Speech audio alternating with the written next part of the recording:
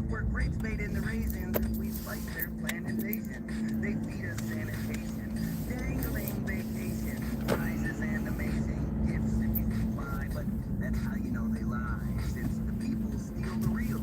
Those bitches switch their sides to ensure they seal the deal. So if knowledge is the deal, then eat like you're an American. it doesn't matter how you feel. The rabbit always beats the terrapin, and it's tragic that a pair can't win against a royal freak. But there's magic when the suits are skinned. And we flush out the hate. Who's dropping bombs on children? Putin's dropping bombs on children.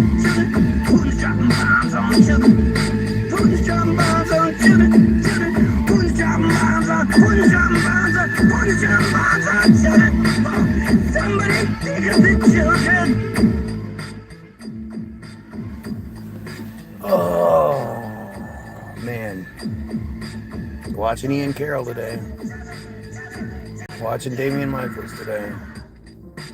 Ooh, I got the ass now. Crazy, because I wonder if I would actually get along with these people.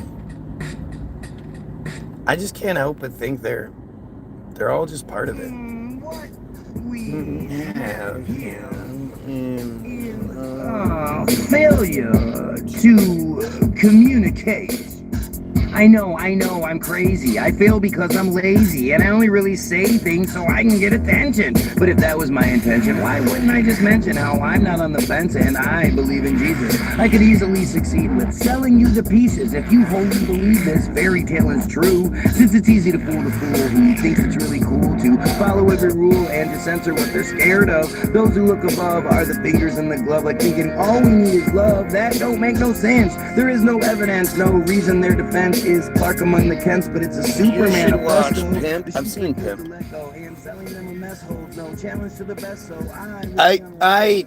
I think pimps are the worst people in the world, and yet, there's a lot to learn from pimps. Reconnect. Trying to reconnect. We're trying to reconnect. How do we I'm like a piece of skin that's in my lips and we're fucking with it. Yeah. I mean, there's a lot to learn from pimps.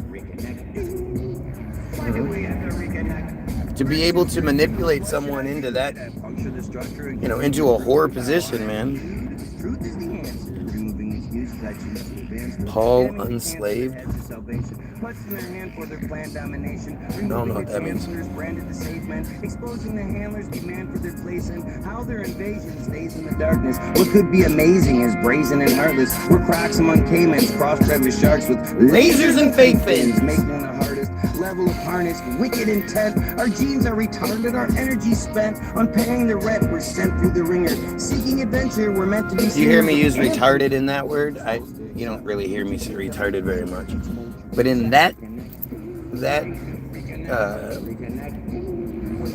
in that position, with those, what we were talking about, genes being retarded is like the official way to do it, right? That's what you would say when the genes have been retarded. Proper instruction motivates people. Does it? I mean, in some regards, yes, but I mean,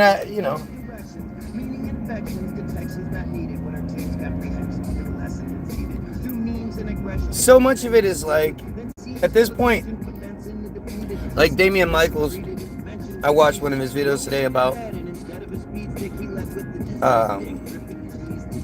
the Panama Canal, and he does an okay job at it. That was a weird looking fucking guy.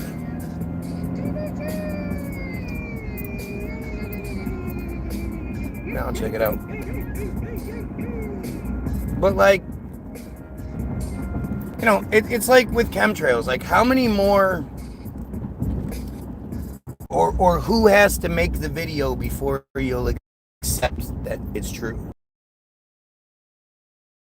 Isn't it weird how, what's his name? Vin Diesel posted that pic with the chemtrails where he did the X with his hands, and I don't. What work has he had since then? That dude used to be in everything. Is he just not working because he doesn't want to be, or is he, you know, where's Vin Diesel been? The wicked shall be turned into hell, and the nations that... I mean, what kind of stupid shit is that? Right? Like, your stupidity when it comes to your Christianity is just... It's uncomfortably stupid. Right? Like, you're uncomfortably stupid. The fact that you can't even, like... You can't have the conversation without quoting, like, nonsense. Like, that doesn't even make sense, right? The wicked shall be turned into hell, and all the nations that forget God. That's not even a proper, like, sentence. That's not... And... You only see when reading the words like it's a pastime. If you have nothing to hide, you have no need to worry. Isn't that what they tell us? You're a part of the crime when you don't report it. Isn't that what they tell us? It's illegal to lie and to make up a story. Isn't that what they tell us? So why is there pride in the absence of glory? Tell them what they've been telling us. They are all bad cops, despite what they may say. Qualified immunity needs to They are all bad cops. It's just another way. Oh, look, Little Dick Cracker's here. Hi, Little Dicky Cracker. Their black and white is gray. Definitely in Australia. Girl and boy, so why aren't they more accountable? Like, why don't they get more joy out of outing their fellow constables who think they can discount the rules when they are who is breaking them? Their actions just amount to fools. Captain saving on his Joe never got attention at home. No, he's a dumbass. He's a fucking dumbass. It's almost like it's wizardry or a simple sleight of hand. How these hippos That person is driving down the road with their flashers on, going like 10 miles an hour because there's snow on the ground. Yeah, we definitely should, shouldn't we? Because he's a coward. He spells it because he's a coward. He won't actually say what he means. You know, like a coward.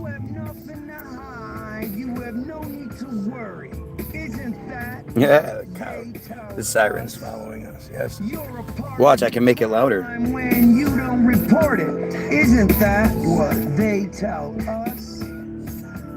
It's illegal to lie and to make a story. What's scary? Isn't that what they tell us? So why is there pride in the absence of... But I mean, it's like, again, it's like even the little Dicky Cracker Joeys. Like, you can't even get this dude to tell you what his motivation is. And you go, okay, dude, like, if you basically exist for me. Like, I'm the main thing in your life. But you have to ask yourself about motivation. What motivates people? What makes people do what they're doing? And it's pretty, you know, it's pretty,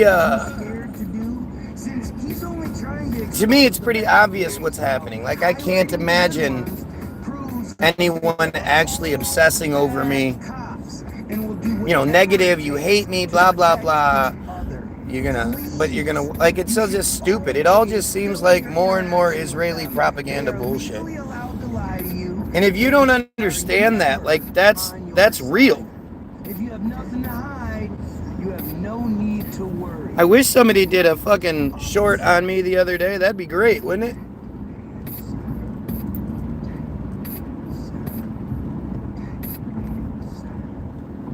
Seems like if you were going to talk about me, you'd reach out to me.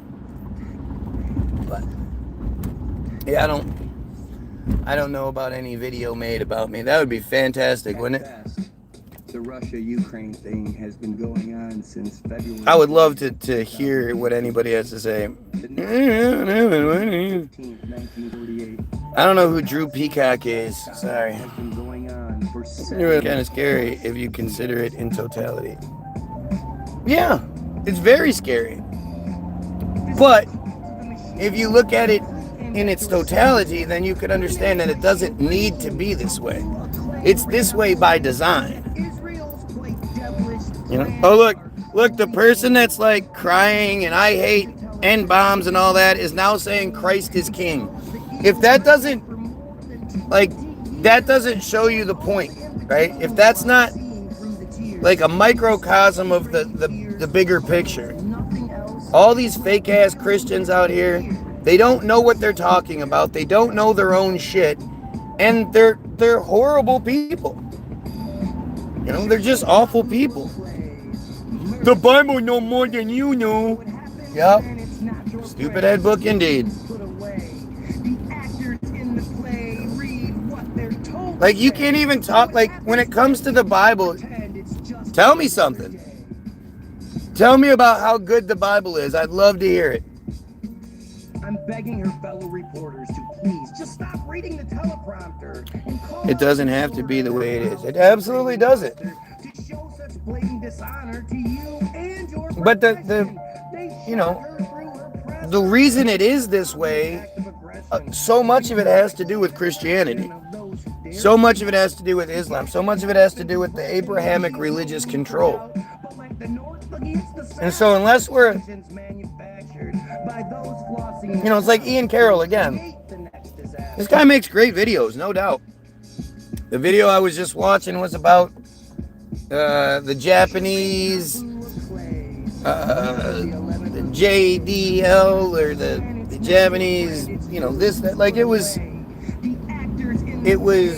a good video full of information about World War II and Japan and China, but it just doesn't fucking matter. They ain't awful, they just don't.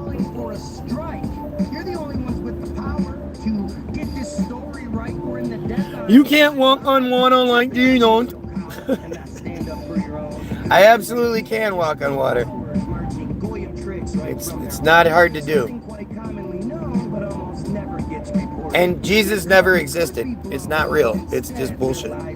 But again, this is like, as dumb as this dumbass sounds, nobody's going to sound any smarter. No Christian is going to come on here and say anything even reasonably intelligent when it comes to Christianity. I comment on something I don't believe exists, like religion or religious theory. It doesn't matter to me. Well, it does matter to you because you're, directly affected by other people's bullshit. I mean, you might not drink, but if you want to, buy a drink on a Sunday morning in certain states, you can't. Or, it's a dry community altogether because, they don't do it because alcohol is bad for you and they're looking out for the people. They do it because of some religious bullshit.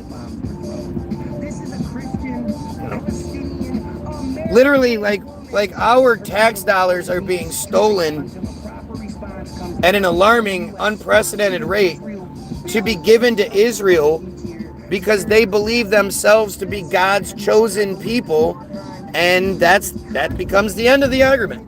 Like, there isn't any more to it. Nobody says like, oh, well, what does that mean? Or how do you know? Or what, they just go, oh shit, you're God's chosen people? All right, let's pay you all our money. Jesus wasn't the only one who is claimed to walk on water according to the Christian Bible. Yeah, it's just dumb. Anybody can walk on water. I could do it right now if I weren't driving.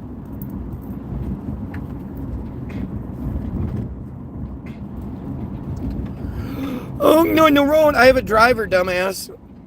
I agree with you on the religious and others. It has control over you, and you don't even, that's the fucked up part. You don't even believe in the bullshit, and yet you're still affected by it. Say a relative of yours, a female relative of yours is raped by another relative of yours and she gets pregnant, but she's not allowed to have an abortion because of religious bullshit. Like a flower, telling your story of the sea. I don't want to own your right now. There you go. There's all sorts of water all over the ground right now. I can get out and walk on it anytime I wanted to. I walk on water, but only when it's free days. Confessions, abundant and sore, cutting through layers of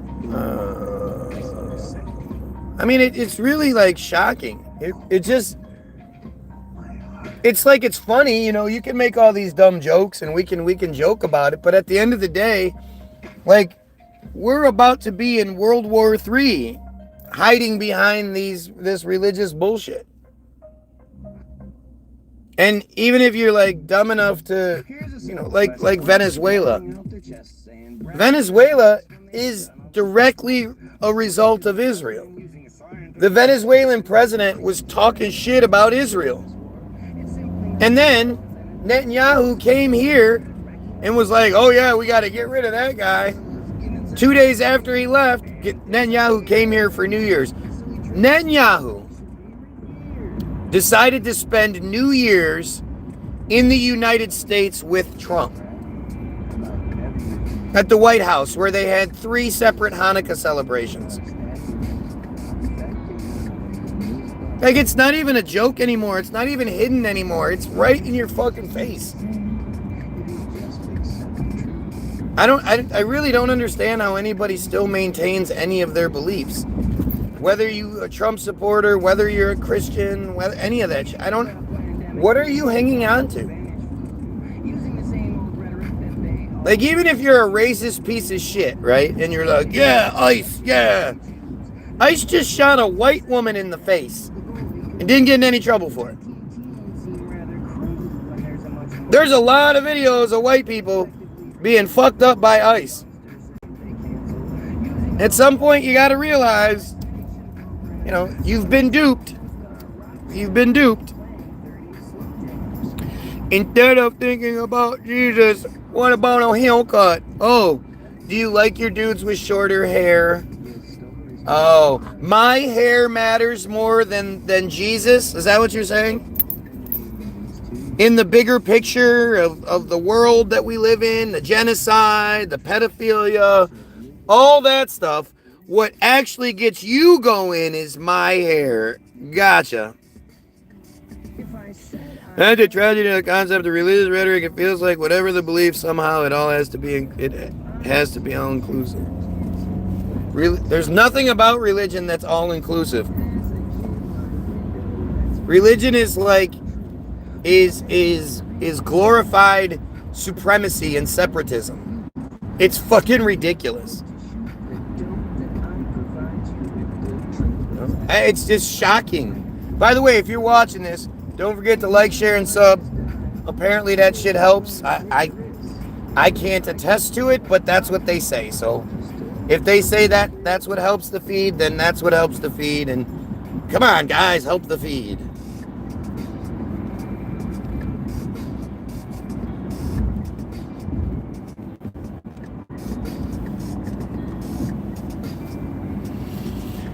Oh, let's see. I wish to donate lead to my federal government. Well, it's all in your house.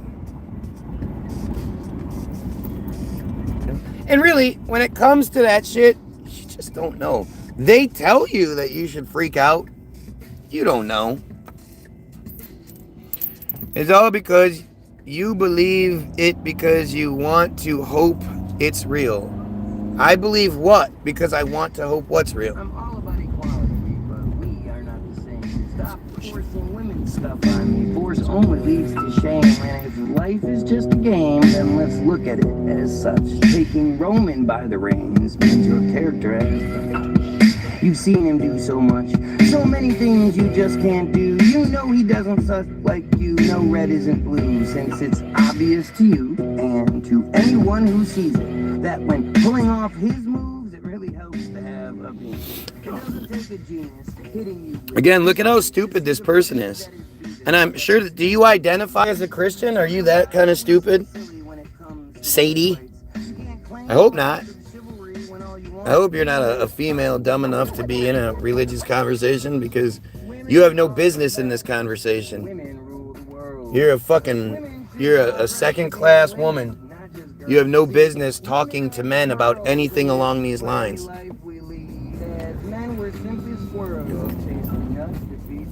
I'm sure you probably ignore 1 Timothy 2:12, but it's part of your stupid book. Isn't that what they claim? To want others to be included in their beliefs? Or why would they even bother trying to tell me I need to be saved? Oh yeah, Christians and Muslims do that. Jews don't, though. Jews would rather you be a Christian or a Muslim. They don't want you to be your thing.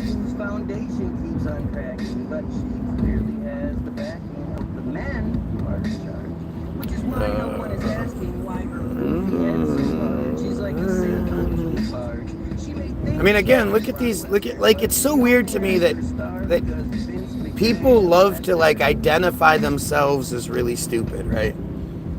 It's like imagine if you were having this kind of conversation with somebody just out and about somewhere, and somebody walked up to you and just started saying all the dumb shit that these commenters are saying. You'd be like, dude, do you not understand that there's one sort of conversation? Like, if you care about haircuts and shit, then maybe you should talk to dumber people. But you're acknowledging that you're stupid. You're saying, hey, I'm not capable of having any sort of intelligent conversation. I can't get in on this conversation in any sort of intelligent way. So I'm just going to say something stupid, just so you pay attention. It's so crazy that people are so quick to do that. You're Y-O-U-R just offended. That's just it. You wish you could offend me. You wish you could affect me. But you're Y-O-U-R-E not smart enough to affect me. Right? You're going to sit here and talk about how dumb I am, and you don't even know the right "your" to use? How stupid can you possibly be? Are you from the US of A? Yes. It's really bothering you, isn't it? Not even sure what you're talking about. But again, it's so strange that you want to affect me so bad.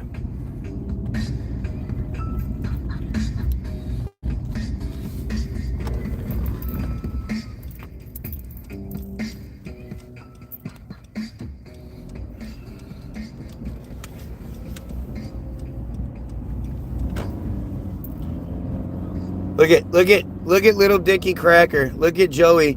Joey is so fucking broken right now. He can't even come up with anything. So he's just on repeat. Christ is king.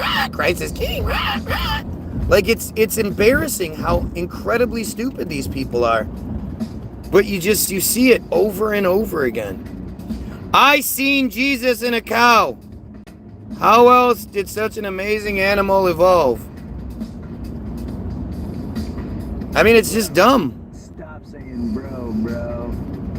Do we have somebody that's actually identifying as Christ? Oh, what a crazy bunch of bullshit. Gonna sub and help the algorithm. Interesting conversation. Yes. If you're watching, like, share, and sub. Help the algorithm. Show these Israeli fucks that we're not going to continue to just be the willing sheep that they need us to be. It's really important that we figure out a way to free people from Christianity. All right? Christianity is the ultimate, slavery control scheme. It's Big Brother before there was Big Brother, right? It's them convincing you that they're always watching you, so you better follow the rules that the Jews lay out. Because, you know, there's always a hidden camera watching you. People who love Christ. People who love Christ love placebo effects. It's like people who take sugar pills, right, and told it's nootropic. Yeah, people are really dumb. I was telling that to my kid yesterday. Like, that's one of the things that sort of doesn't exist in our society, is that honesty. That shit where it's like, you know, why does this happen? Why does that happen? Blah, blah, blah, blah, blah. It's because people are really stupid. People literally believe in Sky Daddy. People will fight you. Will, you know, attack you. Will say the most horrendous things to you if you don't believe in Sky Daddy. It's wild. Fuck Jesus, he's not real. Good for you. Judaism is the old covenant. Yeah, why would you ever want to believe in the new one when the old one is the original one? Jesus was spiritual. His return time is soon. Like, see, again, imagine what kind of sicko thinks along those lines, right? You have to be a pretty sick piece of shit to want Jesus' return. Because Jesus returning means billions of people, millions and millions of children are going to die.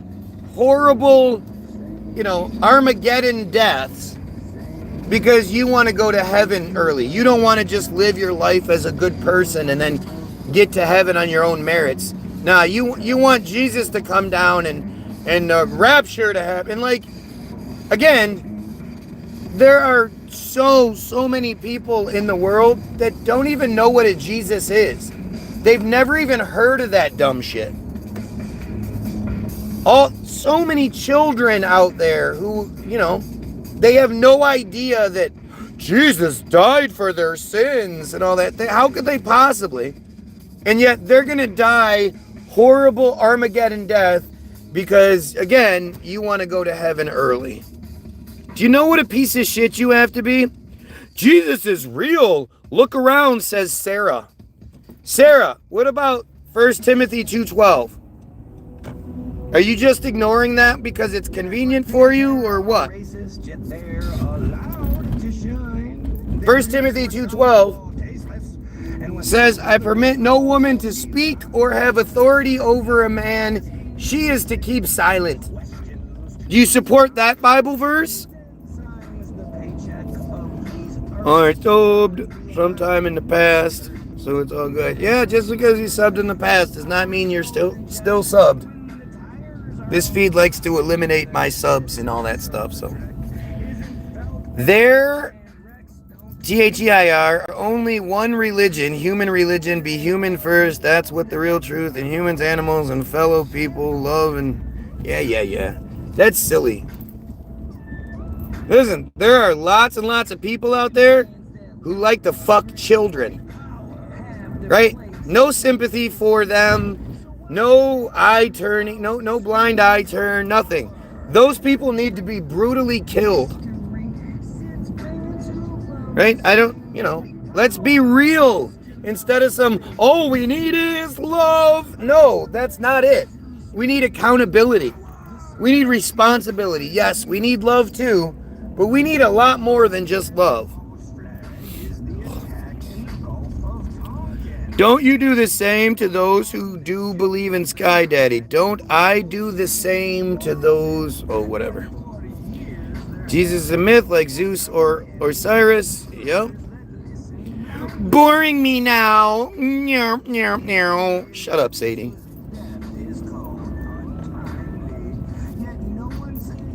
Bro, you look like Charlie Kirk. Do I? Where's Palestine? Palestine doesn't even exist. Yeah, if there's one person I definitely look like, it's Charlie Kirk. For sure.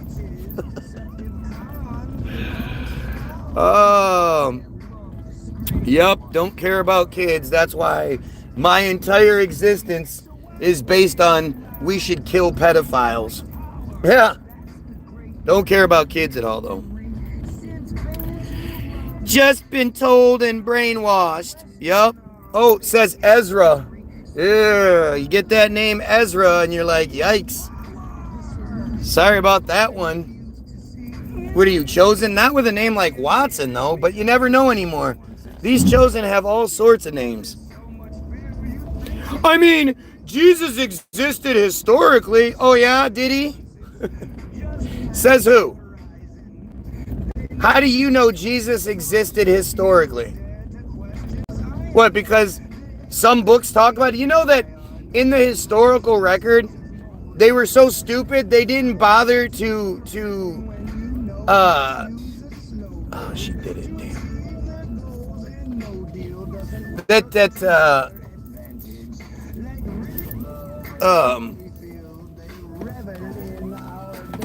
Sorry, I forgot what I was saying.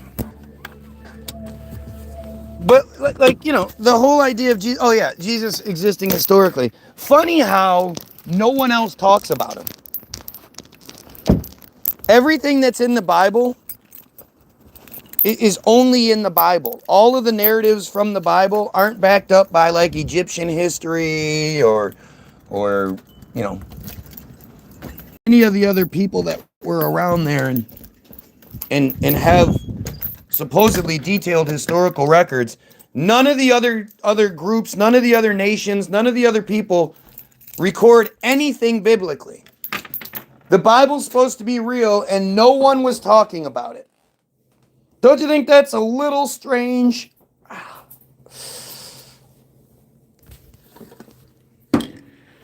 Oh. You mad, bro? Says, you mad, bro? Are you asking me? Or are you telling me in some really weird, like you're stupid kind of way? Which one is it? You mad, bro?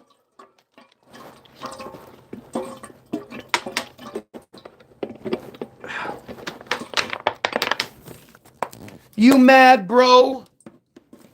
Like, if you say bro so much in your fucking everyday life that you actually type it out when you're trying to communicate with people in text, that's sad as shit, man. You are insanely dumb.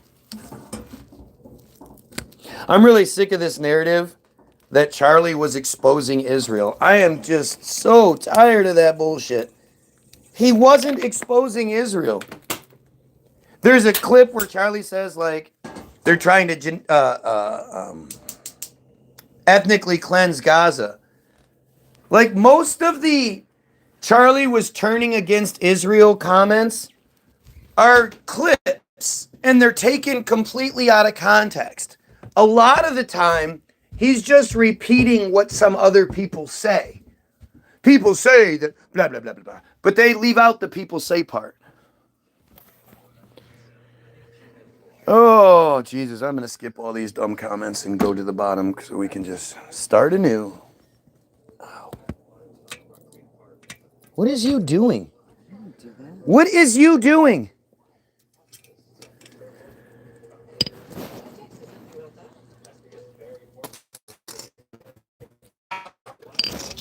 This is sure fun. I can tell you that. Oh. Let's see. My mom worked for Enwion.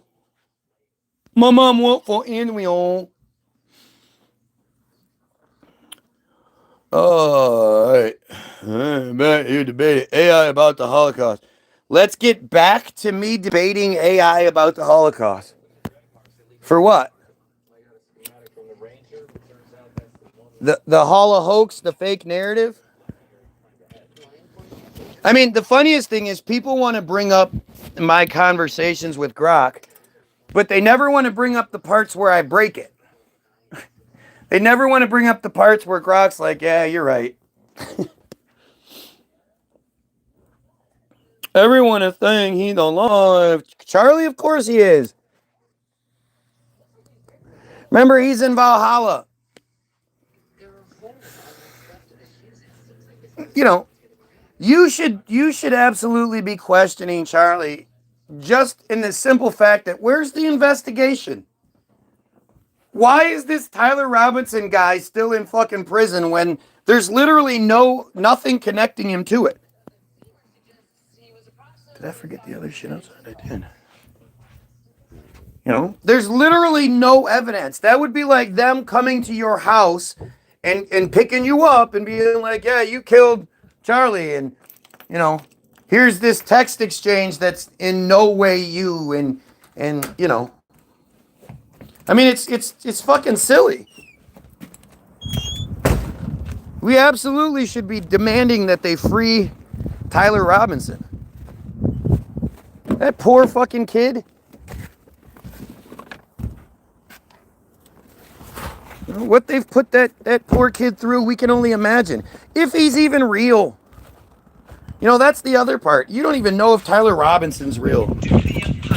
It's all just more bullshit that they just tell us to believe, and we do.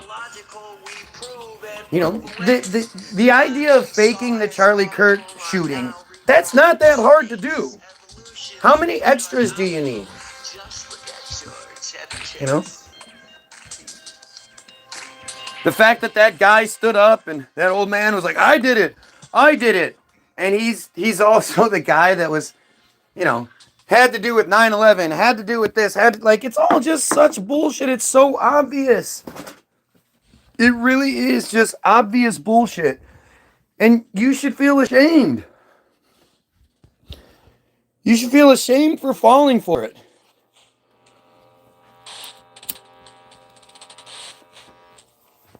But then again, most of you believe in a sky daddy. Most of you believe that, you know, the friars are God's chosen people, and like, it's fucking insane.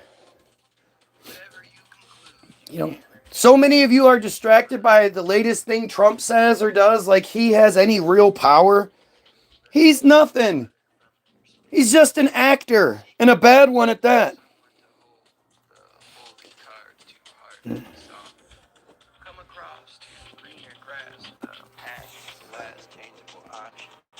Although you should stop when you are ready. Taking this headache's a dangerous route. It's fucking weird, man. It's weird. Charlie Kirk didn't deserve to get killed. I mean, he was a motherfucker. It's crazy how he's been glorified in his death, but this was a racist, sexist, homophobic piece of shit. Israeli bot trash. Charlie Kirkberg. Right. And you can try to compare that to what I do, but it's not accurate. You know, I want equality for everybody. I'm not saying unless you belong to my group, unless you believe in my sky daddy, you don't deserve the same rights I do. He fucking championed Israel killing Palestinians on multiple occasions. And if you look at Charlie's donor list, it's literally like a bar mitzvah sign-in sheet. They created Charlie so they could kill him when the time was necessary. And it's what they do. It's like Venezuela. The Venezuela shit happened the day that Trump was supposed to address the fucking Epstein shit. Well, don't worry, that's gone now. Charlie was a saint, and the fact you claim he isn't dead, you have zero credit. Charlie was a saint. Let me guess. You're a white Christian male. They're all fake. All of them. From Ian Carroll to Andrew Tate. You see the new thing Andrew Tate said? Something about Israel will never achieve or never whatever, because the people who hate their lives want to be able to blame someone, so they blame Israel. Yeah, that's what it is. Nick Fuentes has the ultimate opportunity. He's on national TV. They ask him, do you think Israel had to do with Charlie Kirk's assassination? What does he say? No, I think Tyler Robinson did it. Duh. Nick is a fucking piece of shit. That dude is one of the biggest piece of shits, and it's terrible because he's associated with the people that talk bad about Israel. So that's what they've been doing lately. Is they're showing you all of these pieces of shit who are racist, homophobic, sexist pieces of shit, and they're like, "Look, they're all these things and they hate Israel, so they just must be bad altogether." Oh, look, we have somebody that says MAGA country. Right, we have a pedophile, folks. If you are a Trump supporter, today in 2026, you're probably a pedo. Hey, Denmark would like to sit you down and have a talk with you. I just don't understand how people this is a at the very least, he's guilty of covering for pedophiles. At the very least. He's literally made everything worse. He's been found guilty on fucking 36 counts? He was found guilty of sexual assault against E. Jane Carroll. And the judge said the only reason it wasn't rape is because they couldn't actually prove penetration. How could they prove penetration? Unless there was a video of it. But the judge believed that E. Jane Carroll was raped.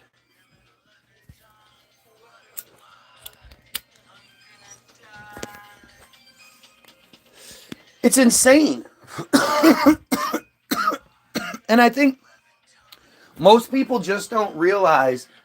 By the way, if you're watching, don't forget to like, share, and sub. It helps out, apparently. Most people don't realize just how bad the pedophile problem is. But it literally, all you have to do is look at how many pedophile hunters on YouTube alone do you know of? Can you think of off the top of your head? This guy is one of those pedophile hunters. How many of those can you think of? Probably 4 or 5.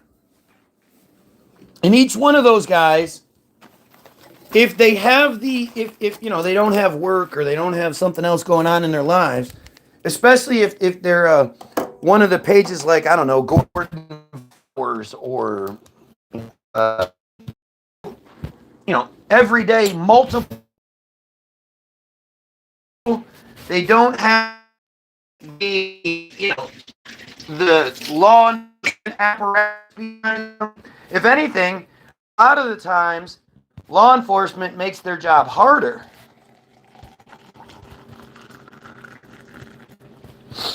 And yet, these people are catching people every fucking day.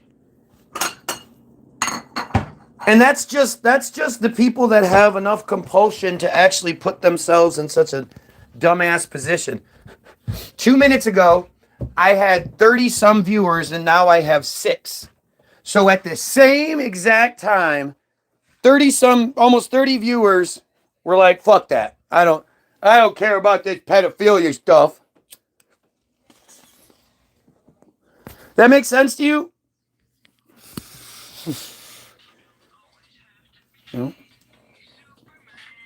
Look at this shit. Look at these dumbass comments. It's just crazy how so many people will come on here and basically out themselves, right?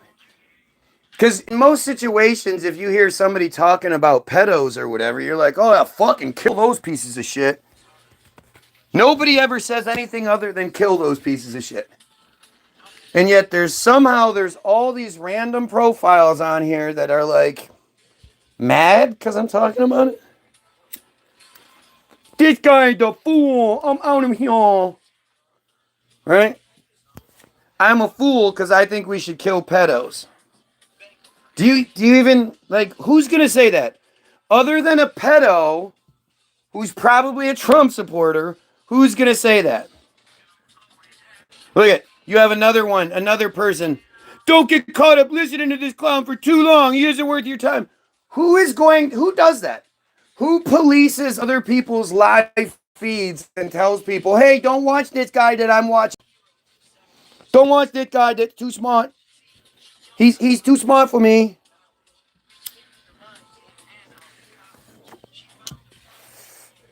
It's shocking that people can be this this outwardly stupid, and yet you know they think they're actually like, this will get him. Oh, here, let me type this one out. This will get him.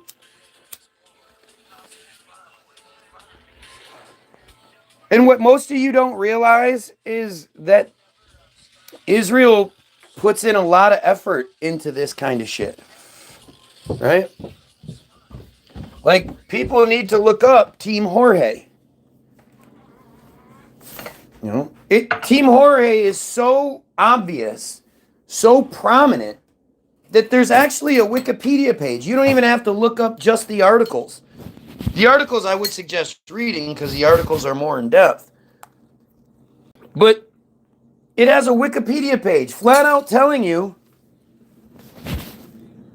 that they control social media.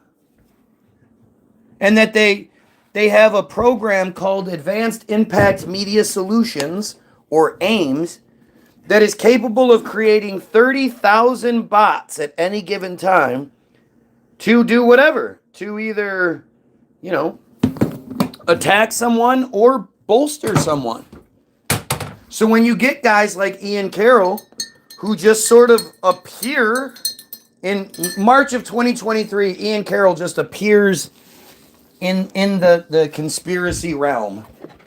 And within about a month or two, he's already on Joe Rogan. Think about how just crazy that is. And they're talking like they're old buddies and shit. But go ahead and try to find any information you can about Ian Carroll prior to March 2023 and see how well that goes.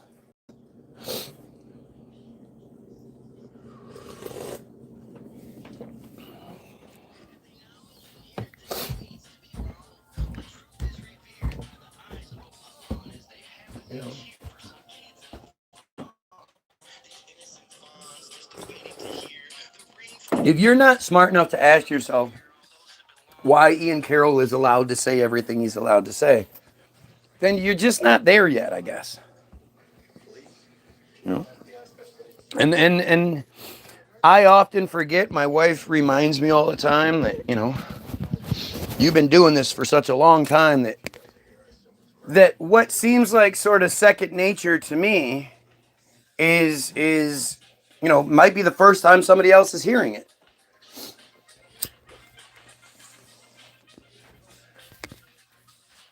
But I know I can prove everything I'm saying. Right? Like, again, you have a whole shit ton of people in the comments talking about me smoking. Not one of these people was like, yeah, you're right, pedophiles are the worst, they need to die. Yeah, you're right, we need to stop this genocide. We need to overthrow those fucking psychopaths that are controlling our government. They don't say anything like that. So who are all these random people? Oh, I'm not smoking weed either. What am I doing? It's just tobacco.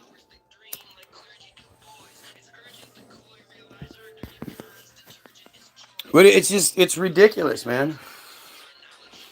It's ridiculous. If you puffed tobacco like you puffed weed, you'd be gagging all the time. Oh no, it's tobacco. But I mean, it's like most of these truthers. How come I've never heard another one of these truthers talk about auto-emancipation or proto-Zionism? These are all things I had to figure out myself. I had to find out myself looking things up. How come none of you have heard about the auto-emancipation pamphlet? Yet, I would imagine a lot of you have heard about the Balfour Declaration, right? And you hear about how the Balfour Declaration, which is really the Rothschild Declaration. Wait. How would somebody have heard about that? They don't teach it in school. Yeah, I mean, if you're in any sort of truth or world, and especially if you've gone into the Israel conversation even a little bit, like all of these truthers, you know, whether it's it's Nick Fuentes or it's fucking, Stu Peters or Ian. They all talk about the Balfour Declaration, and they make it sound like it was such a big deal in 1916. And it's the catalyst for Israel, blah, blah, blah, blah, blah. But it's just not true. The auto emancipation pamphlet is from 1882. It's 24 years earlier. Actually, 34 years earlier. My bad. Right? Like, you don't understand this stuff because you're not told to understand it. The World Zionist Conference, the World Zionist Conference held in 1894 in fucking Switzerland. And you think like, okay, it's 1894.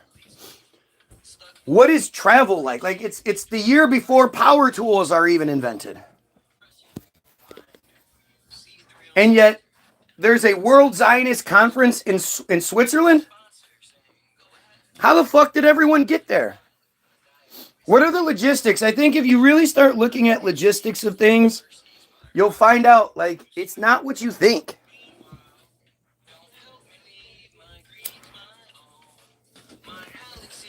And look at, again, all of these people in the comments, they're not smart enough. Trust me, nobody in the comments is sitting on a really great argument that they're just waiting to let out, waiting for me to say the right thing so then they can say the argument that crushes everything I'm saying. If these fucks could say anything against anything I'm saying, they would. But because I'm talking about historical shit and facts,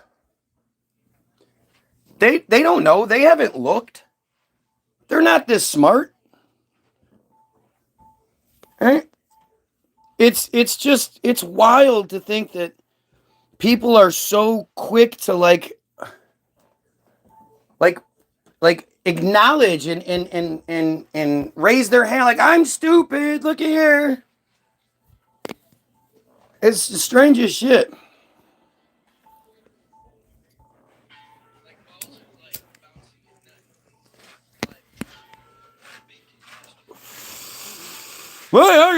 Look at now this person is using, he's yelling because he's using capital letters.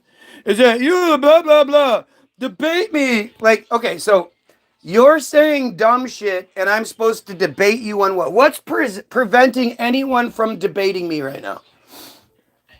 All you have to do is say what you think I've gotten wrong. For some reason you want more attention from me and I'm not willing to give that to you.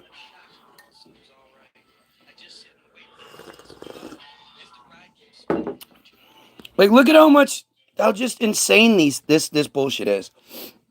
The 9,000 doofus joined 3 months ago and has no subscribers. This is literally a fake Israeli profile specifically for my page.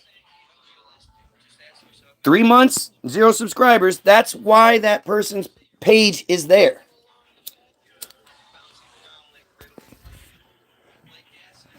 This is just how they do things.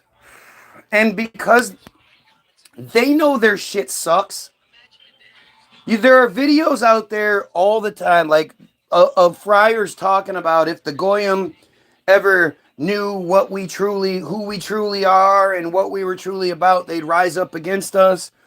If the Christians and the Muslims ever come together, they're going to wipe us out because they,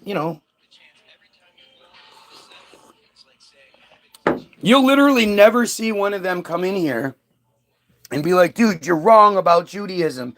It's beautiful because of this. It's beautiful because of nothing. They can't defend any of it because it's all just sick, weird shit.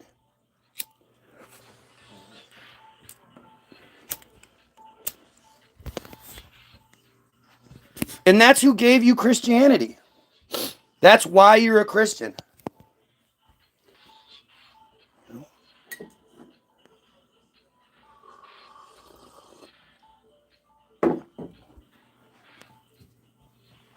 It's goofy.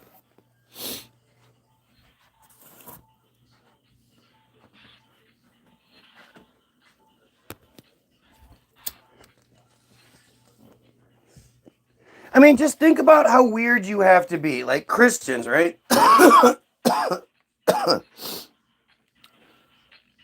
You're the only one of the Abrahamic religions that believe yourself to be second tier.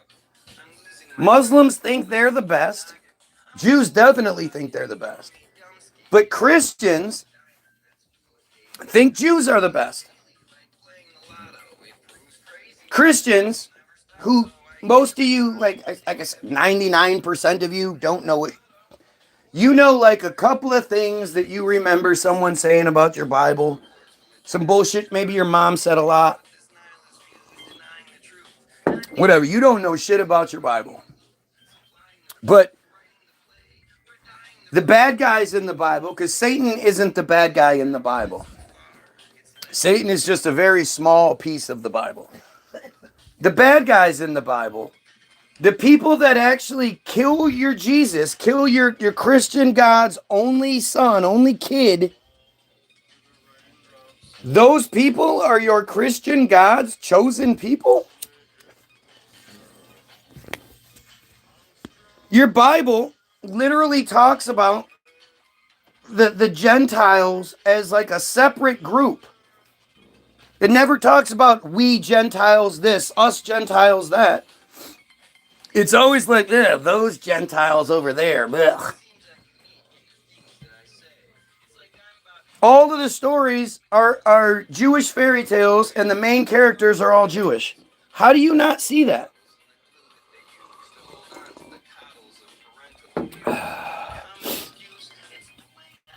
You guys are just so stupid.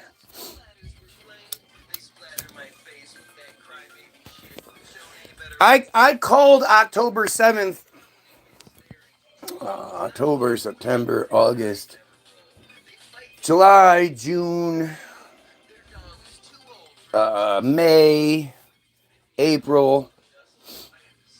At least 6 months before it happened, I told you it was going to happen. There are countless videos of me telling you guys it's going to happen. I will quit making videos if Israel doesn't do the false flag that leads to the genocide by December of 2023.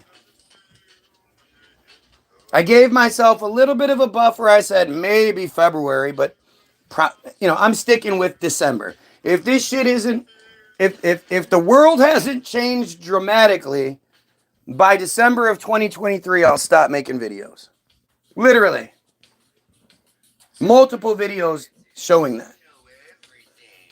Lindsey Graham likes them young. Of course he does. Apparently, male Romanian angel boys were his favorite delicacy.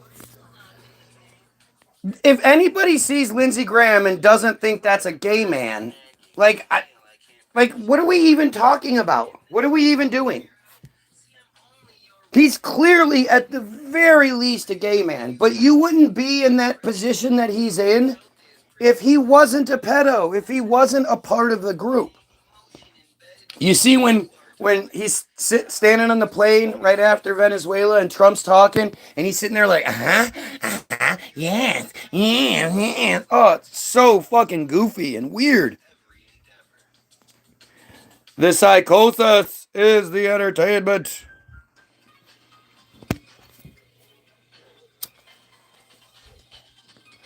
And again, I seemingly I flipped a switch here in the comment section.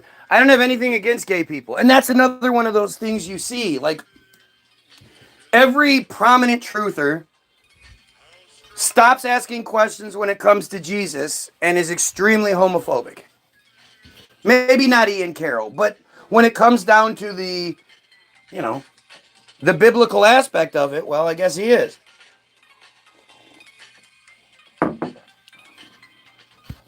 Like, it's just fucking crazy how insane this whole thing is.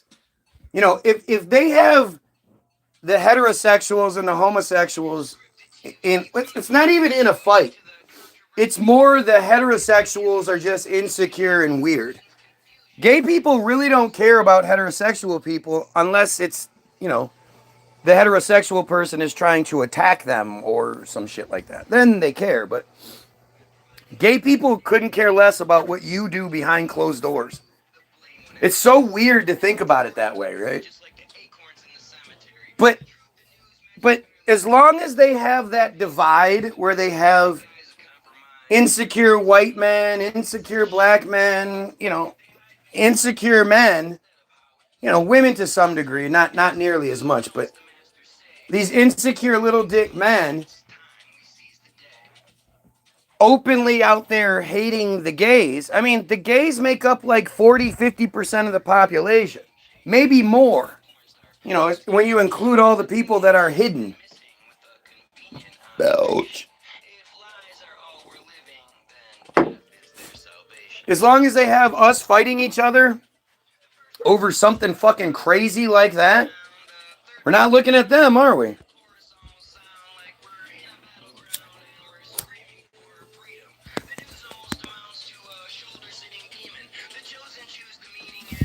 Like, and I refuse to honor the letters.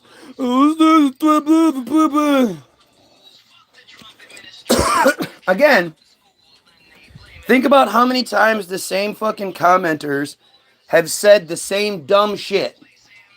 Yet not once have they been like, yeah, we need to kill those pedos. Who do you think is here? Who do you think is going to spend large portions of their life begging for my attention in the comment section and not getting it most of the time? Who do you think's going to do that? Maybe you guys just don't understand the length that these fucking friars will go to.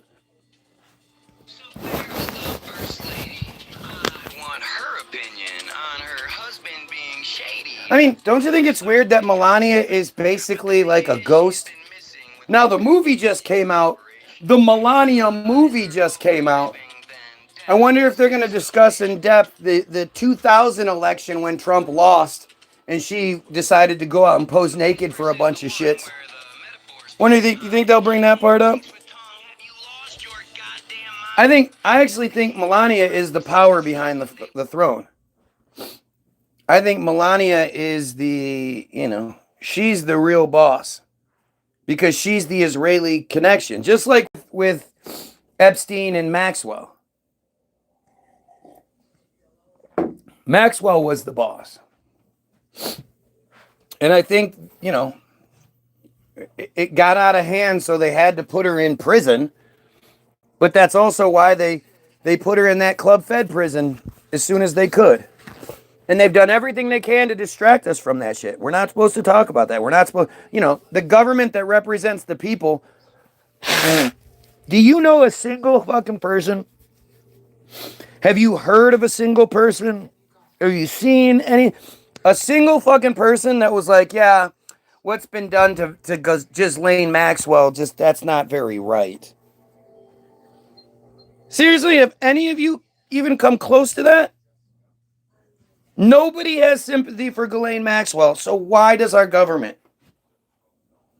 Other than, you know, the obvious aspect of it.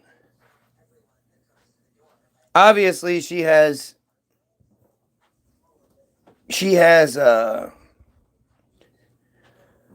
dirt on lots of people, but I mean, it's like it's a joke.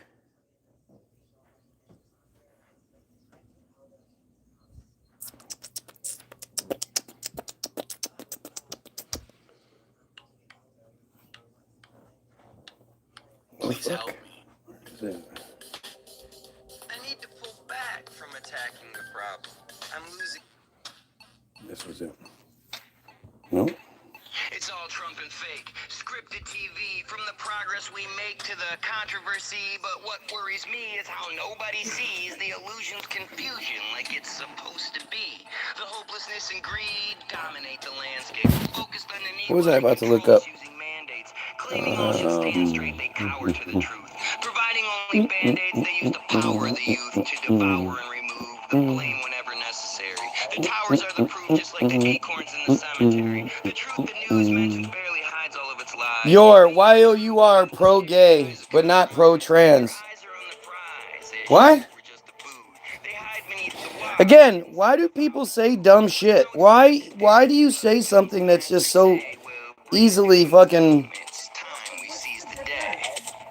I like So where's men. the first lady? I like I men. want her opinion I on like her dresses. husband being shady. What the fuck's the difference? porn Where star is your payoff little gimmick. line But that you're the drawing thing is, there? she's been missing with You the know, like, convenient If you ask people why they're trans or gay phobic, whatever, they don't have a reason. Outside of religious bullshit, they one don't... thing to be all phobic. You know what I mean? To be like, none of them make sense to me. But for somebody to say, I am totally okay watching two guys kiss, but if a guy puts a dress on, that's too far. Like, I don't where's think that anybody says that. distinction? I don't Well, he think it... just said I'm not gay phobic. No, he was talking about me. Oh, He was saying that I'm not against, or I'm not against gays, but I'm against trans or something. I don't know. I don't even follow it. He said your, Y-O-U-R. I thought he was talking about himself. What's up, TXT? Turtle? We never had a chance at this. We are where they want us. They legalize the cannabis, then bust those being honest. They have all the bonnets where maids cleaning up their mess while they supply all of the nonsense. We give them our best. Told we should confess. If it looks weird to you, just chalk it up as, you know, entertainment for the brain, your particular brain, and leave it at that. Walk away. Well, Like, you know, what's funny? What's funny is, personally, I think somebody fucking feet is much more disgusting than, you know, gay or trans anything. But feet fuckers don't walk around in a special uniform or something like that. there are people out there that like to But do you think it, like, should we discriminate against those people too because they're gross, they're weird, they're whatever? What? What about people that necrophiliacs? They like to fuck dead. You know? We have a system that is just overrun with pedophiles, especially in the churches. You're better than everyone else. Clergy are literally constantly caught raping children. And yet, you try to disguise your bigotry as, you know, you're trying to protect the children. I just want to protect the children from the dude in the dress. But not the dude, not the clergy in the dress, just the guy who has on like a nice expensive dress. Well, I'd like to say something that people think and don't want to say because it sounds so terrible. But what's our fucking fascination with children? They are all just people. They're just young. They're gonna grow up and be the asshole that cut you off, the person that raped your mother. They're just fucking people. They're nothing special. They're just young people. Yes, we can help guide them and give them tools to try to help success. But at the end of the day, their DNA makeup you can do nothing about. They're just fucking people. No more special than you and me. I don't understand what your point is. Well, because it's always protect the kids. Look out for the kids. Yeah, because they're... Yeah, but they're not just people. No, they're not. They're innocent. No, they're not. Yes, they are. They are innocent. They don't know, especially at young ages. If you're like, here, this is a penis, this is going to go inside you, they're going to go, what are you talking about? Why? Where? Like, what the fuck do you mean? They don't have any sort of concept of what's going on. That's what takes it to that next level. Is you're forcing this situation on them that is, in all regards, like gross. You know, sex is gross, right? You won't have sex with just anybody because it's gross. So you know, I get what you're saying. Why does everybody, you know? But at the end of the day, that's what it comes down to. It comes down to, you know, they're all potentially better than us. If they're all raised properly and you know, you're going to get a few broken ones that are going to do some crazy shit. But those ones shouldn't be allowed to procreate. That's for damn sure. Well, to assume that kids are all inherently good is... I don't think anybody does. I don't think you can, you know. But you're the same person that thinks all animals are good no matter what. Like, you know, we have this, I say it all the time, like, just, people can snap. People can be fucking crazy. People can do all kinds of crazy shit. What makes you think dogs can't do the same thing? You know, every person that gets bit by a dog, it's not the person's fault. There are asshole dogs out there. There are asshole cats out there. For all we know, there are asshole birds out there who look for shiny new cars and to try to shit on. You don't know that. And something that until the point they have no cognitive awareness or experience of what's happening. And again, their brains like actually don't work right. Like, it's been shown time and time again that kids' brains just don't work right. The shit that you would think is like common sense sort of normal, they really just don't, they don't even think about it. By the way, good morning, Karen. Nothing more sinister than misters in a dress.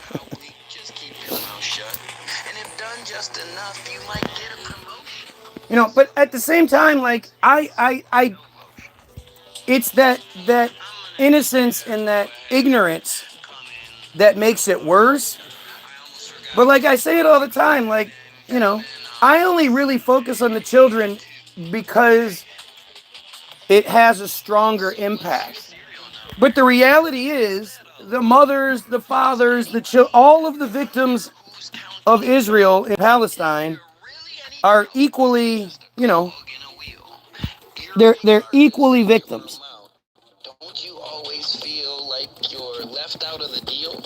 Like something. You know, the problem also, though, is those children are being forced to believe the Abrahamic narrative.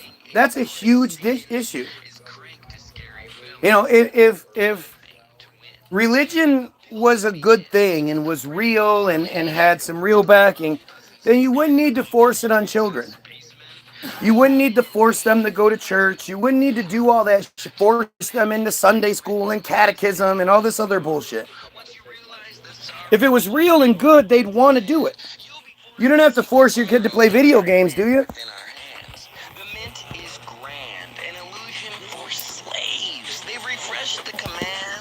By the way, if you're watching, like, share, and sub. Shit helps out, apparently. I don't know, but do it. Maybe we'll get the feed back up to 30 viewers. Interesting how that happened, right? We got past 30 viewers, and then suddenly it dropped down to 6. Because that's how shit works, right? Belch.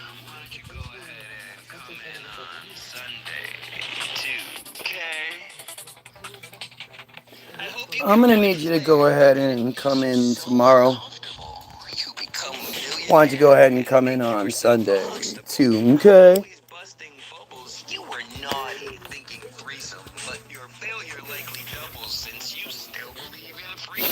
It's so crazy. Look at these dumb comments. Look at this shit. Like, it's amazing. It's just amazing. What about school? What about school? What about school? That's a pretty open-ended fucking statement, right? And it's a statement because there's no question mark, so how do I know that you mean the question? Like, it's so funny to me how people, you ask people to back up what they're saying, what their beliefs are, and they can't. Yet they believe it. Why do you believe something that you can't express why? Repost for visibility. You should check out TYC Music too. I think you'd like him. I gotta get to work. Get to work, turtle.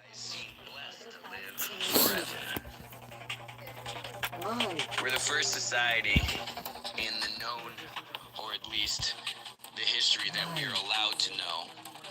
We're the first society. Because you hate yourself. You know, you have to hate yourself to do that. You have to hate what you look like. Right, that's what happens. You influence your kids no matter what you do. Whether you talk about it or you don't talk about it. Why do you care if anybody Imagine what he's going to look like in 30 years if he's still alive.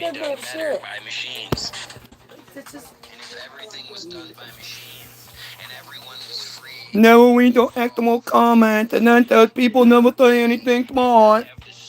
Yeah, I never read any comments. Does it ever occur to you that I scan your comments and realize none of you are saying anything that matters? You know what? It's funny. You just said homie. That's another one of those giveaways for these idiots. And that's where Ian Carroll gives himself away all the time. Because Ian Carroll says that shit all the time. What's up, homies? What's up, my dogs? Like, dude, you're not that guy. Why do you pretend to be that guy?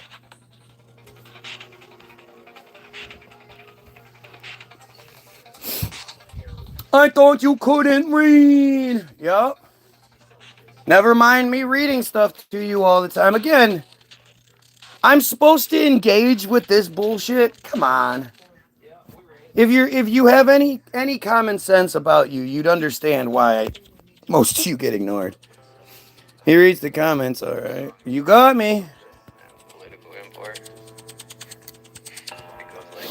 It's just silly, man. It's silly that people are this weirdly desperate to.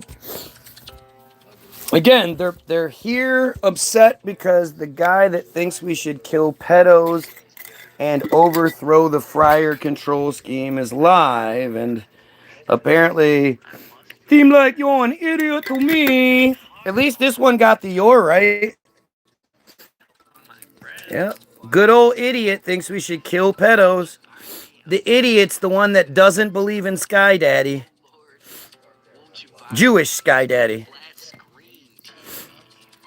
I mean, it's just so ridiculous how desperate you guys are. And I keep telling you, if you want to actually, like, bother me, because all of this interaction, you know, I'm an egomaniac, remember? So everything that you say, you know, as long as it doesn't hinder me, it helps me, and it bolsters me, and I feel great, and I love all this shit, you know, nothing, and I want you guys to be able to defeat me. So I tell you exactly how to do it, and yet none of you do it. Why is that? I think you're cool too. Points make prizes, exactly. Desperately trying to get their prize count up. And you know what? There's a lot of you that don't understand what we're talking about. So let me educate a few of you real quick.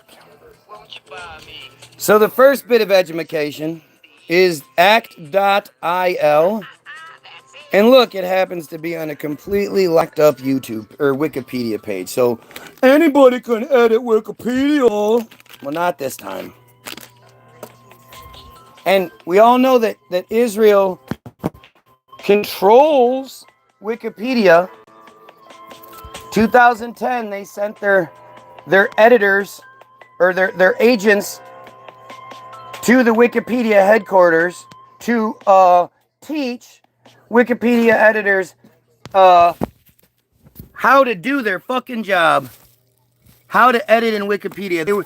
Israel was there to teach the Wikipedia editors how to edit in Wikipedia. That makes sense, doesn't it? Why would they know how to do their own job? They were only the #1 source of information in the world at the time. And as he says, they taught the Wikipedia editors how to edit things in Wikipedia so that everything was balanced and Zionist in nature. Not everything is balanced and paints the Jews, paints Israel in a fair light. Everything is equal for everyone, so everyone is happy and it's no, not that. Balanced and Zionist in nature.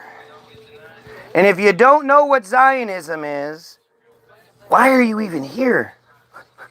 I would imagine to get to I consider this like level 9. You got to go through level 1 through 8 to get to level 9. How did you take a warp zone or some shit? How'd you get here and you don't know what Zionism is? Or at least you don't know what you're supposed to know Zionism is, or what Zionism claims to be. I should say it like that. Because really, Zionism is just a boogeyman. You know, Zionism is the bad guy that we're allowed to not support. We're allowed to be mad at Zionism. You're not allowed to be mad at the cult behind Zionism. You're not allowed to talk about the pedophile cult. But if you say the Zionists, well, I guess that's okay.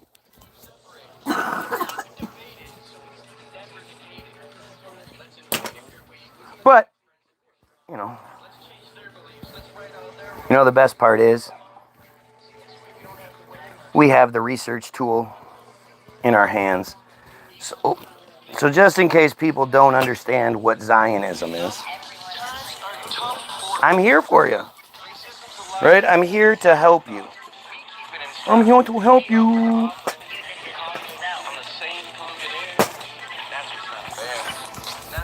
So I'm gonna take a quick break real quick before I read you act.io, and let's look up Zionism real quick.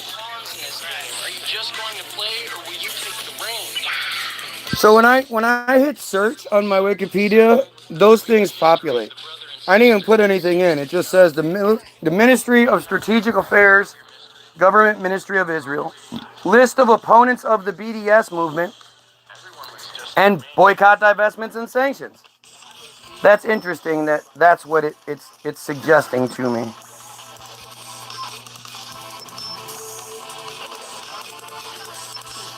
So, Zionism, ready? Zionism, Wikipedia, locked up page, so nobody can edit it.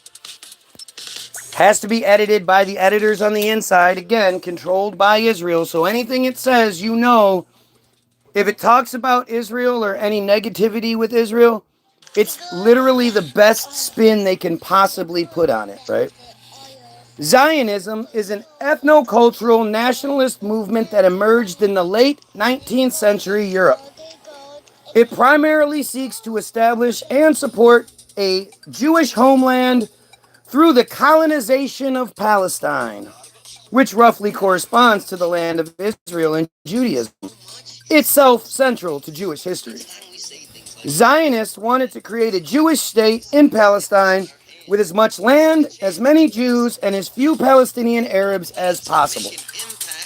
Interesting, huh? All go, what's going on? It's not just Christianity, Muslim, and the Jews. The Lucy's and the Satanists are also a piece of the puzzle. Yeah, but they're the part of the same puzzle. And there are no Satanists. I've never met a Satanist in my entire life. Luciferian, all that shit. Now, I know the conspiracy guys that are giving their $7,000 a month to tell you what to think, they say that shit all the time. I get it. But it's interesting, too, that, Zionism, the bad guy word that we're supposed to have, they say it was emerged in the late 19th century Europe. But that's not, the way that they separate it is anything prior to this was proto-Zionism. And proto-Zionism was different than Zionism. It's so goofy. It's so goofy.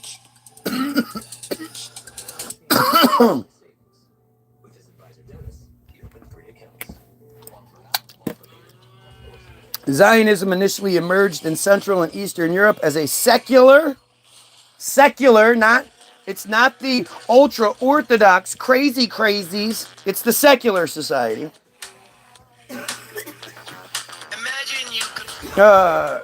In secular nationalist movement in the late 19th century, a reaction, they're never the aggressors, they're just reacting. In reaction to new waves of anti-Semitism and in response to the or Jewish Enlightenment. The arrival of Zionist settlers.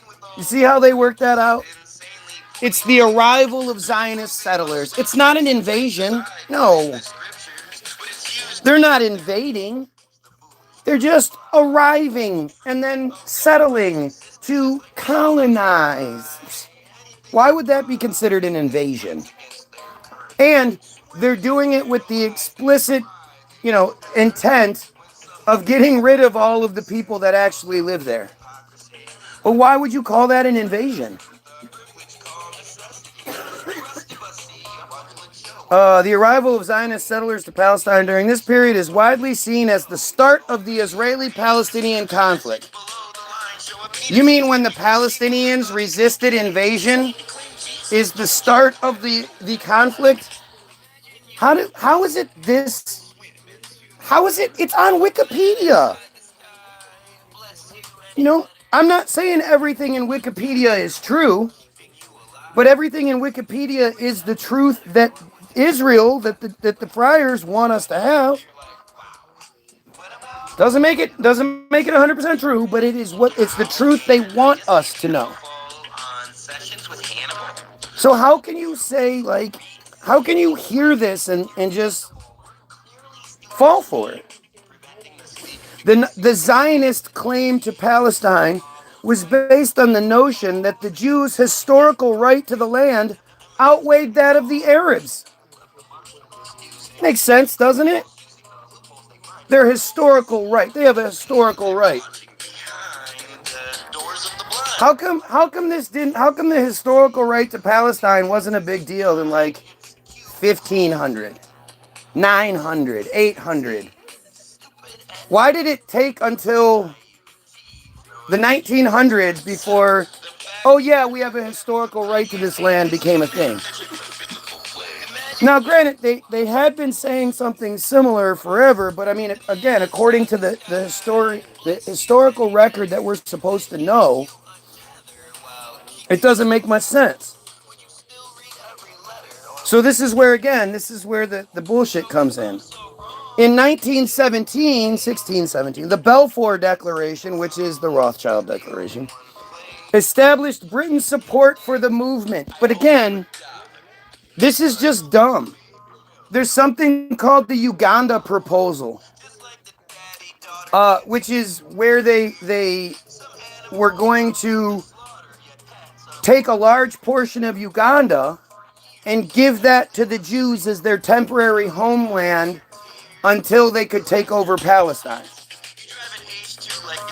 The problem was Uganda was far, it wasn't very developed, and around that time, the late 1800s, early 1900s, making black people your slaves wasn't a real popular thing. It was starting the change was happening. So them taking slaves that didn't look just like them would have been a big deal.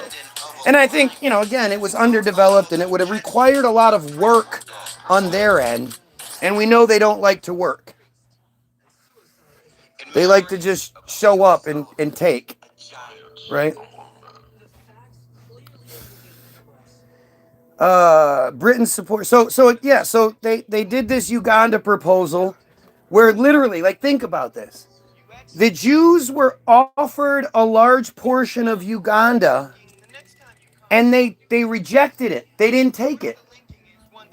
They could have just had this large portion of land, and because it would have been too much work, they were like, nah, that's okay. It's so fucking nuts. But then you get this bullshit. This is just like talking to Grok, where Grok will tell you the narrative unless you show Grok that you're smarter than the narrative. And you say, no, Grok, you're lying about this. You're wrong about that. Well, what about this? Well, what? And then Grok will go, oh yeah, I must have slipped. Oh, I must have forgot to mention that part. And this is just the written version of it. So when we're talking about the 1917, the Balfour Declaration established Britain's support for the movement, it's just not true. It was just an event that, was part of the narrative, but it's not, the main thing. In 1922, the Mandate for Palestine, governed by Britain, explicitly privileged Jewish settlers over the local Palestinian population. Why would that exist? Does that exist anywhere else? In any other capacity? Where an invading force is given privileged positions over the rest? Yeah, 19 watching, 13 likes, 2,500 subscribers. Does this all make sense to you guys? This doesn't seem like censorship and throttling to you? Have you ever seen videos like this? You ever seen a video? Go look at any Ian Carroll video. Go look at any of Go look at any of their videos. They don't have this. They don't have this dedicated force of everyday trolls desperately trying to swing the attention away from what's being talked about. They barely have any interference at all. And yet they're allowed to say things way worse than I am. Ask yourself why that is. Ask yourself if you've ever seen a feed with 22 watchers, 13 likes, and 2,500 subscribers. Does that work out that way? I don't know how many videos or how many shares this thing has at this point, but if you're watching, share. Click the share button. Click Facebook. When it, right up top, hey, this guy's crazy. Somebody come tell him how crazy he is. Whatever you have to do, but just get it out there. For little girls with hair in curls to serve their bowl of pudding. Giving pearls, you bitters. It's the Bilderberg effect. It's definitely fucking weird. It's weird.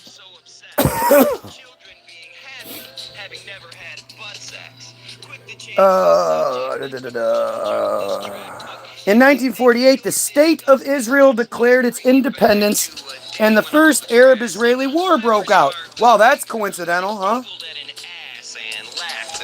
Again, the idea that the people that lived there already rejected the invasion as being like not champion. They're not like those, fuck yeah, good job, Palestinians.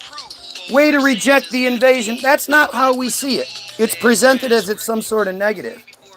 And notice how this narrative, just like every other narrative, just like school, just like anything along those lines where you ever learned anything about this, completely overlooks the Havara Agreement. How many of you have even heard of the Havara Agreement? I know I never did until like towards the end of last year. Let me just do a little quick break, and we'll do a Havara, Havara, the Havara Agreement. The Havara Agreement was an agreement between Nazi Germany and Zionist organizations. What the fuck are Zionist organizations? Do you guys remember Zionist organizations being a thing that you heard about in school? Did you hear about the power that the Zionist organizations... I don't ever recall learning a bit about Israel in school. Nothing. Nothing. The only thing... Well, I don't know how old you are. Right? So, if you're my age or older, maybe a generation or, maybe the generation beneath me. But we used to have a month-long history lesson every single year about World War II. We would hear all about the Holocaust and, all of that shit, which generally ended with, the Holocaust being the justification, I guess, for the establishment of Israel in 48, but that would be about the extent of it. Or you would hear little things about how somebody attacked Israel, but you would very rarely would you hear or learn anything about it, in depth. Right? But you never ever heard about the Havara Agreement? You never heard about Zionist organizations? I mean, as far as I've always known, suggesting Zionists was sort of a no-no. You weren't supposed to suggest that Zionism or Zionists were a thing. So for the official history to say the Nazis, Nazi Germany, and Zionist organizations signed an agreement on August 25th, 1933, that was never a thing. How come we didn't hear about that? How come we never learned? How come the only thing we ever learned in school about the Jews is that they were the victims? They were 100% victimized. Nothing was worse. Nobody ever got it worse. The blacks in America, they don't have it worse. The Native Americans didn't have, nobody's had it worse than they have, which justifies their supremacy in today's world. That was the narrative that we grew up with. So to hear that the agreement was finalized after 3 months of talks by the Zionist Federation of Germany. How many of you knew about the Zionist Federation of Germany? The Anglo-Palestine Bank, under the directive of the Jewish Agency. How many of you know about the Jewish Agency? Have you ever heard about the Jewish Agency? Did you hear about how the Nazi Germans were working with the Zionist federations and the Jewish banks? Or the Jewish agents? Did you hear anything about any of that? And the economic authorities of Nazi Germany. So the Zionist Federation of Germany, the Anglo-Palestine Bank, under the directive of the Jewish Agency, and the economic authorities of Nazi Germany. Okay. Makes sense, doesn't it? While government shows fight Neo at night, pretending their flight knowledge is vast, like they're always right, and their keyboard mask is up to the task of intelligent. Hang on, we'll continue reading this. I just gotta do something real quick. I just send a couple of messages. I forgot about some people I was supposed to reach out to and let them know that I was live, and they were going to check it out. All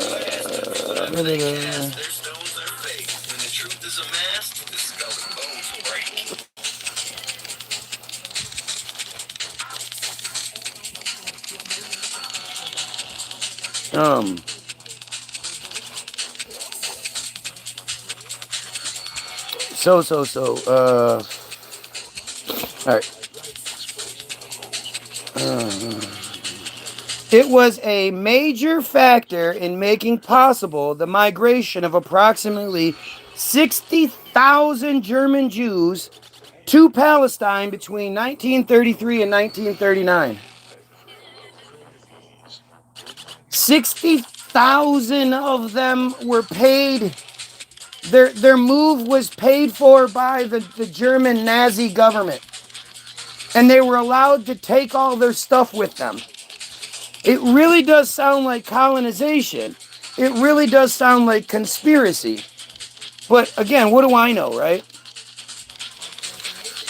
The agreement enabled Jews fleeing persecution under the new Nazi regime to transfer some portion of their assets to British Mandatory Palestine. The agreement was controversial and was criticized by revisionist Zionist leader Zeev Jabotinsky, and by some non-Zionist Jews, as well as members of both the Nazi Party and the German public. So if it had all of this criticism, why did it happen? Who facilitated it? If the people weren't behind it, then how did it happen? Is unraveling. Can't keep control. Can't keep track of where it's traveling. I've got my heart, but my heart's no good. All right. I love when people cry. I don't like this. I don't like what you're doing. I don't like that you're doing it. Dude, then why do you come here every day and beg for attention? Seriously. Other than Israeli bots, how does it make sense any other way? Oh, we hadn't gotten that far yet. I didn't read that part to you. We got sidetracked into this. We'll go back, don't worry. For German Jews, the agreement offered a way to leave an increasingly hostile environment in Germany for the Yeshuv, the Jewish community in Palestine. It offered access to both immigrant labor and economic support. It offered access to both immigrant labor and economic support. Is that saying that it provided them with slaves? What kind of agreement is signed that's like, oh yeah, by the way, you get some immigrants for your labor because, you know, we know you don't like to work.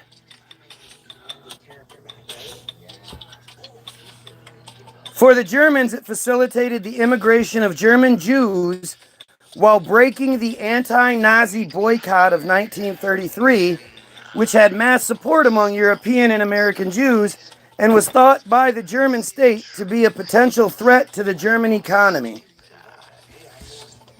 I mean, we're talking about 0.183% of the world's population and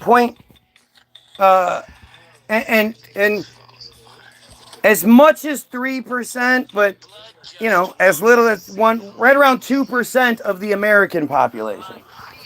So I can't imagine Germany had, you know. My soul is so afraid to realize. Like a 60% Jewish population or some shit. Why would such a small portion of the population even matter to the economy, like at all? It's fucking stupid.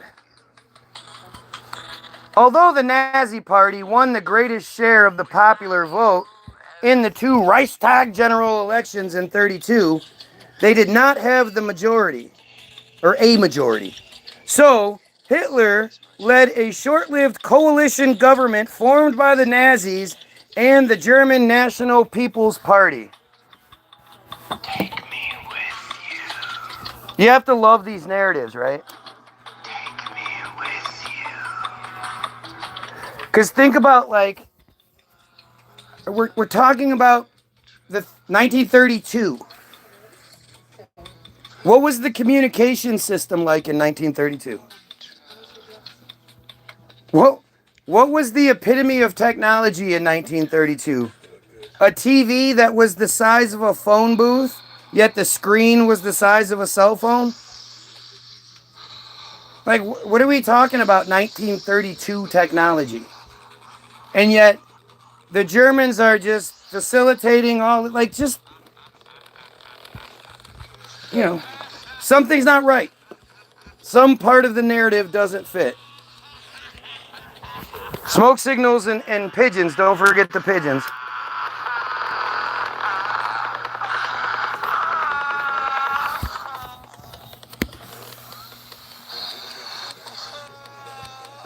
Under pressure from politicians, industrialists, just random industrialists, and others,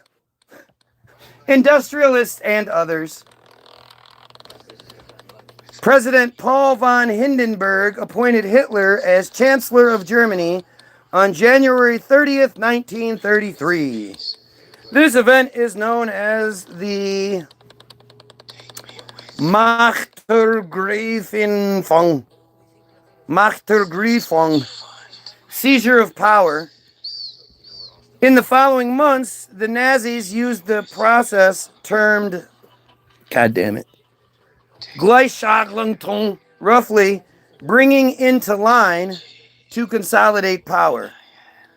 By June 1933, virtually the only organizations not under the control of the Nazi Party were the army and the churches. Wait, they didn't have control of the army? Why? How do you have control of every part of the government but not the army? And if you didn't control the military, the army, who did? It's interesting. And of course, we're not going to get any explanation.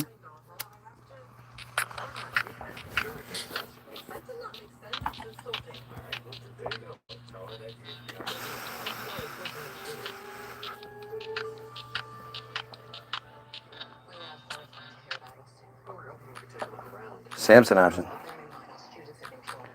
All right. By June of 33. Oh, got that. Sorry. Within the Nazi movement, a variety of increasingly radical solutions to the Jewish question were proposed both before and while the Nazi Party was in government, including expulsion and the encouragement of voluntary immigration.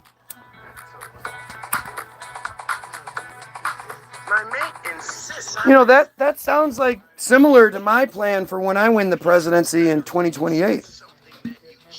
Except, unlike according to this, I have a proposed solution for them. You know, I say we go get the Palestinians, promise them free life, come here and you be free. Everything will be free until if or when Palestine becomes open back up to you, then you will have a first-class ticket back there. But until then, because of what we've done to you in this generation will have free life. While we cut off all of the organizations associated with friarism and ban friarism here in the States. You know, we're not going to kill you or anything, but we're going to get you out of here. The last thing we're going to do is pay for your trip. We'll pay for you to go back to Israel. You live it up in Israel, and that'll be that. Like, that's my plan. Huh? And why wouldn't they want that? I'm giving them their own freedom. I'm giving them their own country. I'm getting rid of, take all the Palestinians out of there, and they can have their freedom. They're not going to have to worry about any interference from us ever again. And that's top to bottom. You don't have to leave. If you denounce that pedophile cult and say, no, that's horrible shit, I'm not a part of it, I want all of us to live equally and fairly, everyone's fair, everyone's equal, then you can stay, absolutely. Why wouldn't you be allowed to stay? But if you insist on being a member of the pedo cult, well, we take pedophilia very seriously here. And you will be killed. So all you moyles out there, oh boy, you don't get the trip back to Israel. No. You have some pedophilia that you need to pay for.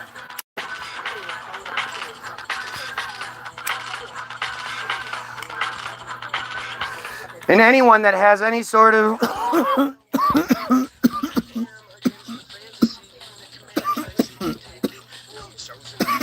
clear-cut pedo situation in your history, you will be rounded up. Abso-fucking-lutely. We will be getting rid of all pedophiles. And like I say, it has to be a clearly provable this, that, and the other, It is what it is. And those that don't, well, to spare your life, if it's something weird or whatever, if we don't kill you, you are absolutely monitored from here on out. And that's the price you have to pay. If you don't think it's fair, I don't give a fuck. You fucked with a child. You're lucky we don't kill you. So you being monitored for the rest of your life, you having shit set up on your computers and on your phones and all that shit that flag anything that shouldn't be there, well, that's what you have to do. If you don't like that, you can leave. You know, you can leave. But, you know, I'm going to make America great for the first fucking time. America's never been great.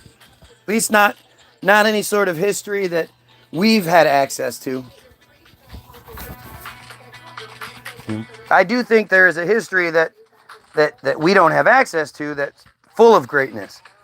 But again, until we overthrow those who control the narrative, we're stuck with the history we have.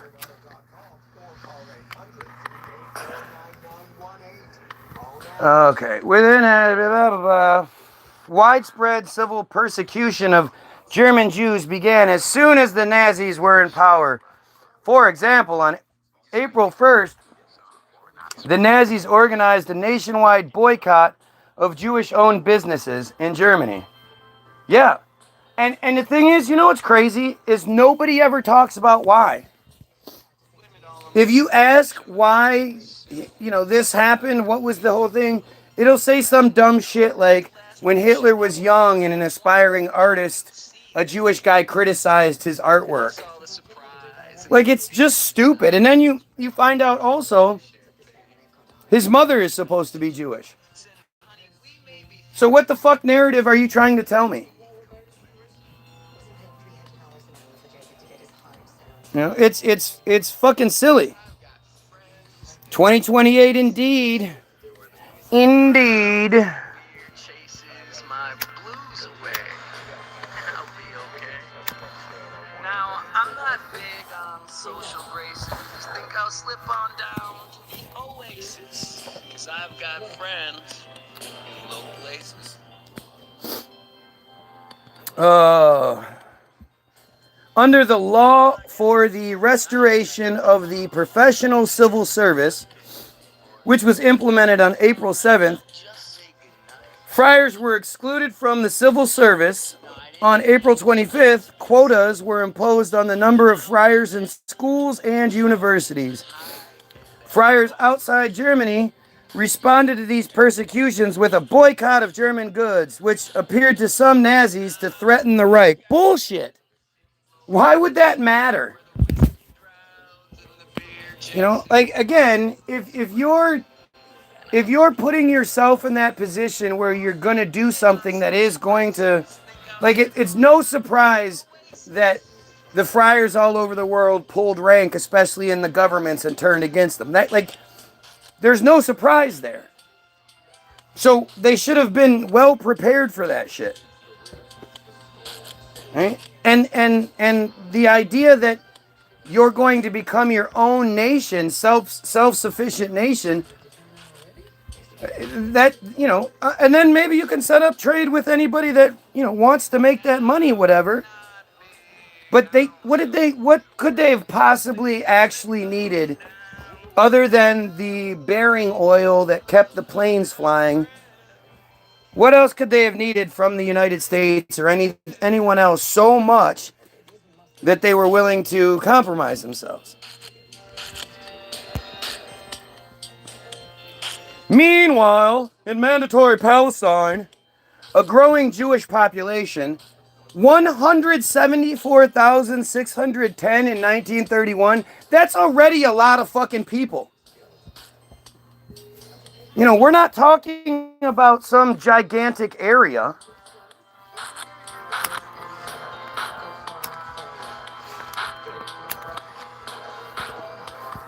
Essentially doubling in size by 1936 to 384,078. And you know, they have these exact numbers, of course.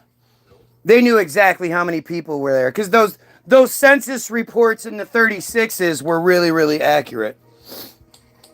And exactly 174,610 in 31. 384,078 in 1936. Exactly 600,000 in 1948. When do you fucking start like laughing at these narratives, realizing just how stupid they are? If you're watching, like, share, sub, help out.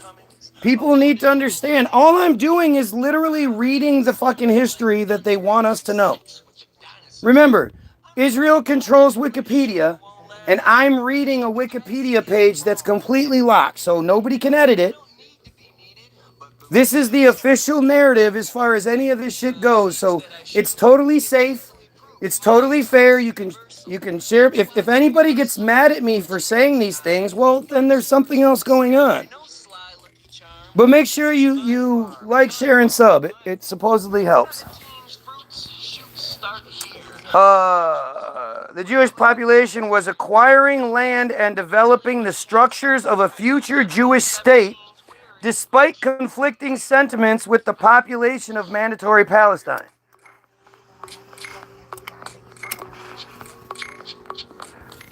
I mean, it's exactly like what's happening now. It was just the beginning of it. They're literally using American-made weaponry and equipment to forcibly remove people from where they live while building up their own shit. And of course, again, this is an invasion. Although it's never presented as such, it's presented as it's a return to their homeland. Again, do you think we'd be all for it if it was the Native Americans just decided that all of North America and shit was theirs again, and you know, they came knocking on your door like, hey, my people used to live here. You got to get out. How many white people would be like, okay, I'll do that. I'm sorry. Hey, look, there is a message on our phone. Dude, answer my calls. I'm asking one last time to back off. I love when people act like what I'm saying is crazy. It's unbelievable. It's nutsy cuckoo. And I'm reading the official narrative. Like, you can't, you know, if you're upset about what I'm saying, well, then you're upset about what the official narrative is.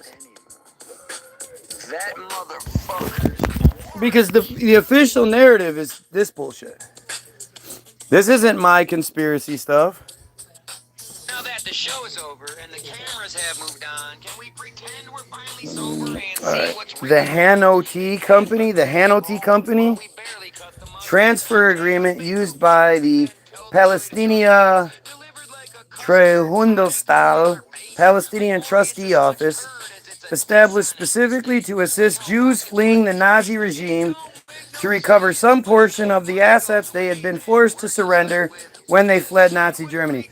Right, so there's those pictures that you'll see of like a whole bunch of Jews on a big giant boat,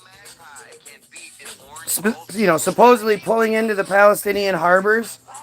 And the narrative is that they were desperate. They had been kicked out of where they were going. It's not, you know, the people didn't know there was a Havara agreement. That shit's secret. The people don't know that these Jews were all paid to leave. That they're going to have access to their bank accounts and all that other shit. They don't know that. They're being told that these people are refugees. They've been kicked out of the place where they were in, and they just need a place to stay. And the Palestinians literally opened up their own homes to these people.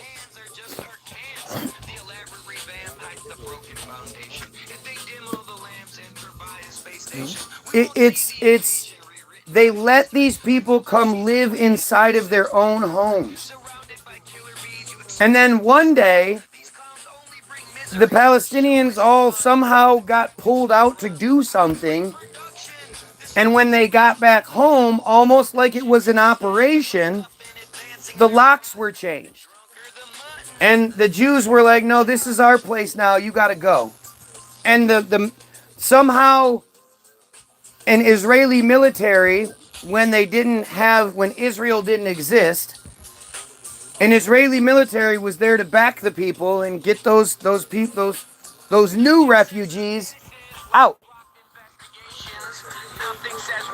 Again, don't you think it's strange that I'm knocked down to 5 people?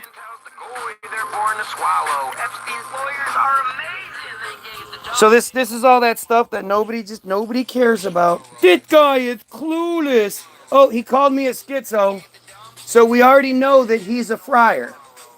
Right? If they're dumb enough to use schizophrenia, then they're identifying themselves to the other friars. Goyim aren't supposed to know that. We're not supposed to know that the secure community network and whatever else shit they got going on has taught them all how to respond.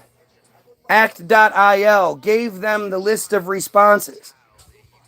And it goes all the way back to the thing we were talking about earlier, the auto emancipation pamphlet from 1882, where it says any Goyim that doesn't specifically accept their supremacy has a psychosis, mental disorder, and paranoid delusion or something like that. I think it's paranoid delusion. Mental illness. They say that's their favorite. That's the only thing they can do because they literally can't, like, reasonably, intelligently, positively back up their cult. They know their cult is a disgusting pedophile cult. So instead of engaging in actual, reasonable human conversation, they immediately go to mental illness. That's their only real weapon. And schizophrenia, for some reason, that's been the thing they've all been told to say. Now, granted, like, most of us don't know what schizophrenia is. Even though we've heard of it, we don't know what it is. But it works. It's enough. And you see it constantly. Take your meds, schizophrenia, schizo-babble. Do you think do you really not, like, you think it's possible that they all say the same things? You ever heard anybody else refer to something as schizo-babble? And yet they almost always refer to what you're saying as schizo-babble. Because that's how they've been trained to operate.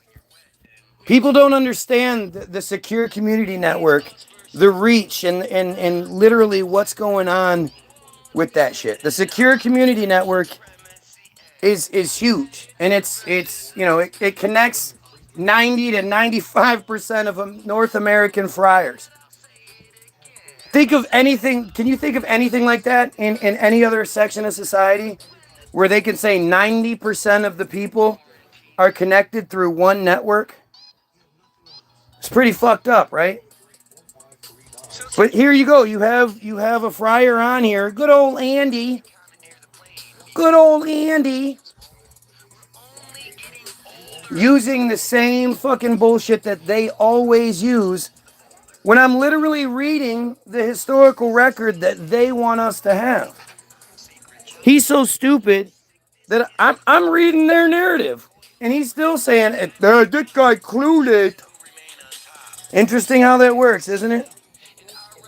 Hano Tea was a citrus planting company based in Netanya and established in 1929 by long-established Jewish settlers in Palestine, invaders. They were invaders involved in the B'nai Benjamin movement, right? In an arrangement with the Reich Economics Ministry, the blocked German bank accounts of prospective immigrants would be unblocked and funds from them used by Hano Tea to buy agricultural German goods. These goods, along with the immigrants, would then go to Palestine, and the immigrants would be granted a house or citrus plantation by the company of the same value. How? Do you guys see it's like money laundering, basically. You give us some stuff, we'll provide you with a fucking plantation?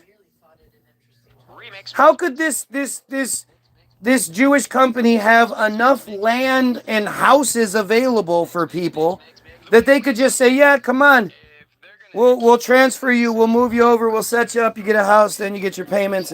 How could that possibly exist if there isn't a conspiracy?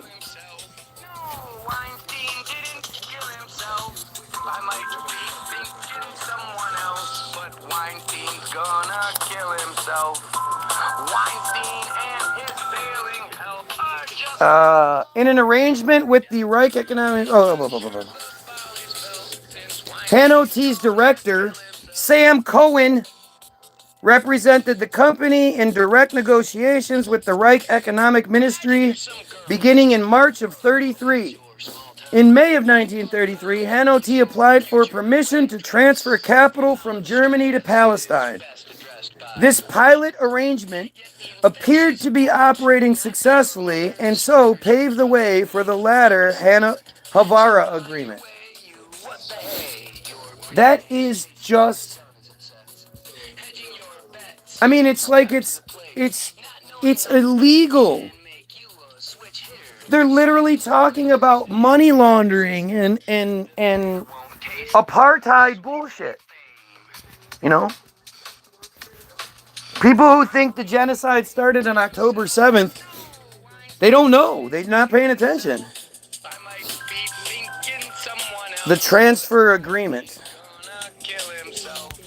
The Havara, or transfer agreement, negotiated by Eliezer Hoofien, director of the Anglo-Palestine Bank, was agreed to by the Reich Economics Ministry in 1933 and continued with declining German government support until it was wound up in 1939. Really? It was struggling for a whole 6 fucking years? Shut up. The agreement provided a substantial export market for German factories to British-ruled Palestine. Between November of 33 and December 31st of 1937, 77,800,000 Reichsmarks, or $22,500,000, and that's the value in 1938. So what is $22 million in 1938 worth today? How many billions of dollars is $22 million back then? Worth of goods were exported to Jewish businesses in Palestine under the program.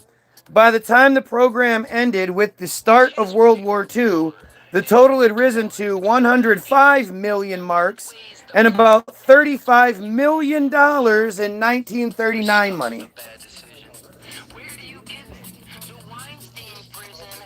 Like, this is just insane. Because this is what you think happened after, you know, because of the Holocaust and oh my gosh, it was so bad, and because of that, then they got the establishment of Israel in 48, and everything went, and then 1967, oh, that's when things got really bad. Do you guys see this? This shit was happening long before there was the excuse for it to happen. Like, the war hadn't even started yet, and they were already doing the thing that they said they were, like that was supposed to be a result of the war. Like, you know, Palestine, Israel is a payment for what was done to them. Like, for some reason, the Palestinians had to pay for what was done to the friars in Germany and not the Germans. Oh, look, Cody Cohen's here, a descendant of this piece of shit. Remember, we just read about a Cohen.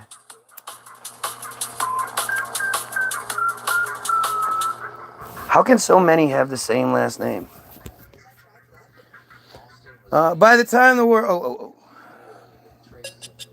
Roses are red, violet. Emigrants, with an E,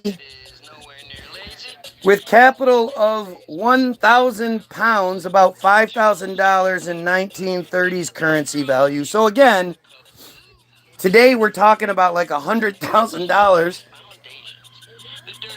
Could move to Palestine in spite of severe British restrictions on Jewish immigration under the Immigrant Investor Program, similar to the modern United States EB-5 visa. Under the transfer agreement, about 39% of an immigrant's funds were given to Jewish communal economic development projects, leaving individuals with about 43% of the funds. That doesn't math. That doesn't math. What about the rest? The 18% left. What about that part?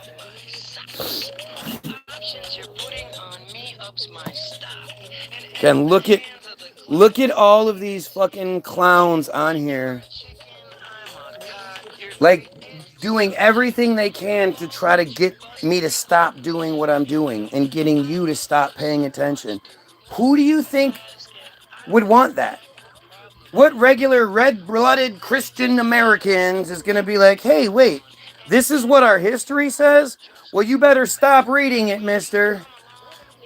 This makes Israel and the friars look really bad, so you better stop reading this. Who the fuck's going to say that? Think about it.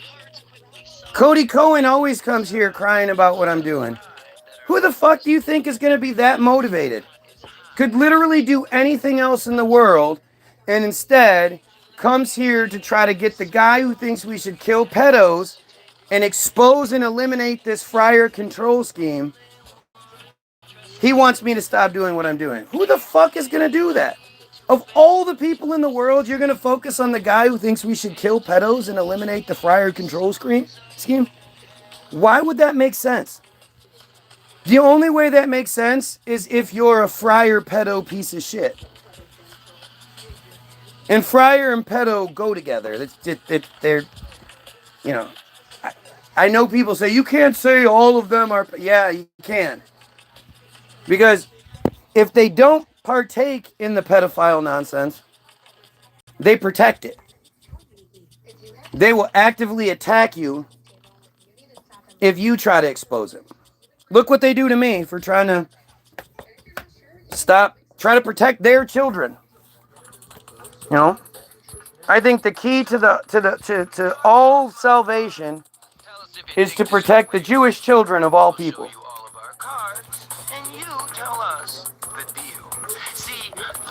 You'd think they'd be like, holy shit, this guy wants to protect the Jewish children. Well, fuck, we should support him. But they don't like what that means. The Havara Agreement was thought by some German circles to be a possible way to solve, quote, the Jewish problem. It's all so stupid. The head of the Middle Eastern division of the Foreign Ministry, the anti-Nazi politician Werner Otto von Hintig, supported the policy of settling Jews in Palestine. Like, it's just so stupid because you go, okay, so, like, it's like, oh, the poor Jews, fuck the Palestinians. Like, how do you support one group being oppressed in order to facilitate another group who you say was oppressed? And of course, we're never allowed to ask why. Why were they so hated? Why are they so hated? Is it for a reason, or is it just because people are just like, oh, I don't like the way they dress? It's so crazy, man.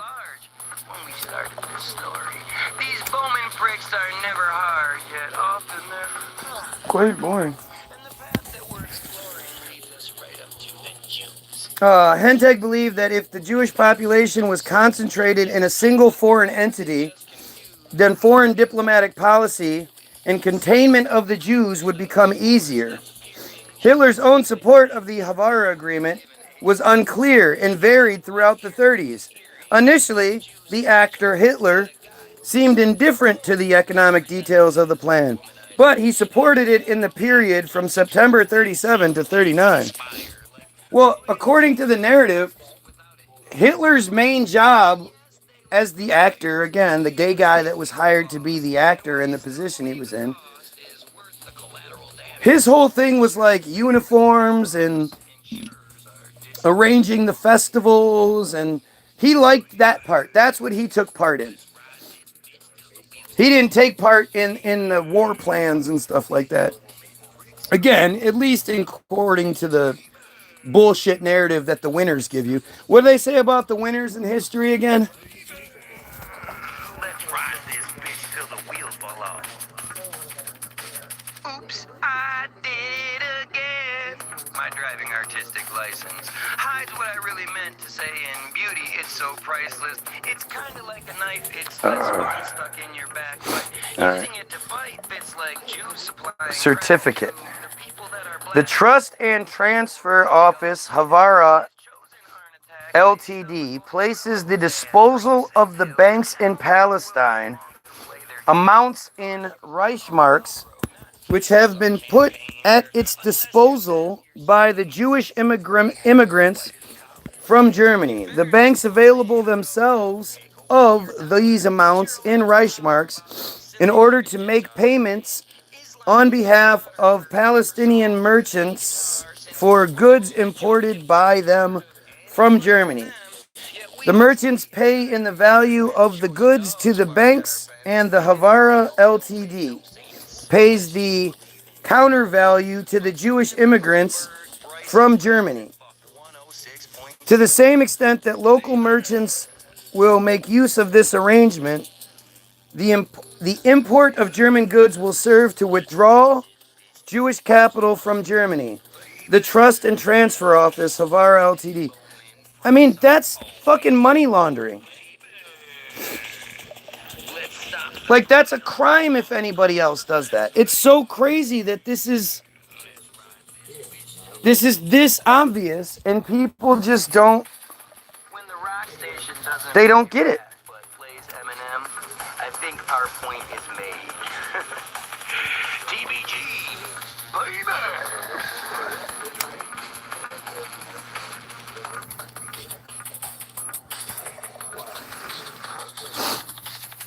Chaim Arlosov. Well, all right. You know what? We got to the end of. Oh, here's the responses. Let's see what the responses are. The agreement was controversial within the Nazi Party and the Zionist movement. As historian Edwin Black put it, the transfer agreement tore the Jewish world apart, turning leader against leader, threatening rebellion and even assassination.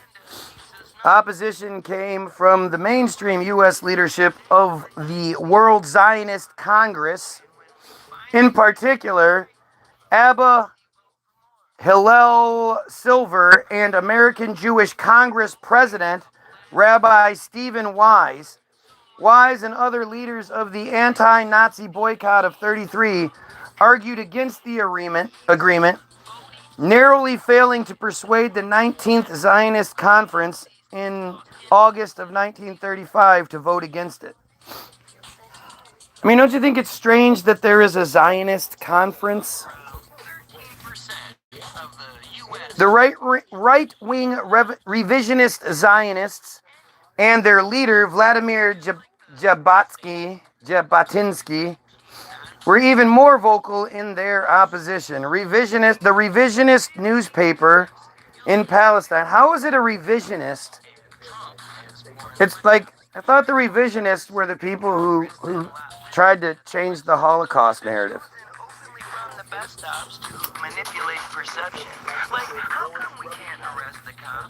The revisionist newspaper in Palestine, Hazit Ham, published a sharp denunciation of those involved in the agreement as betrayers. And shortly afterwards, one of the negotiators, Chaim Arloslov, was assassinated. Dun dun dun. In the post-war period, the agreement has sometimes been cited by anti-Zionist, anti-Semites, and critics of Israel, a whole list of people, I guess, as evidence of Nazi support for Zionism or Zionist collaboration with the Nazis. So how do you call it anything else but that? Like, That's such a weird part of this, right? Like, if you say, well, what about the Havara agreement clearly showing, collaboration between Zionists and the Nazis? I mean, like, that's blood libel. That's anti-Semitic. You can't say that. How dare you suggest such a thing? And it's like, what the fuck else do you call the Havara agreement? The transfer agreement that allowed for money laundering. And like, what the fuck are you talking about? It's so fucking crazy that it exists so, like, openly in our society, and yet the reason it's able to exist and the reason they're able to continue it is solely because they've told you that if you even talk about it, then you're like akin to a racist or, something really awful. But it's like, it's right here. What the fuck are you talking about?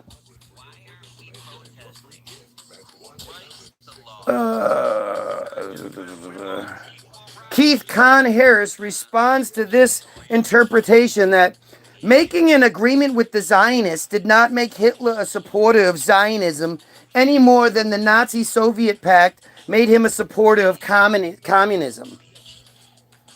But that's not what it's saying. Do you see how that's the argument? That's literally what my kids do. That's what my wife does sometimes.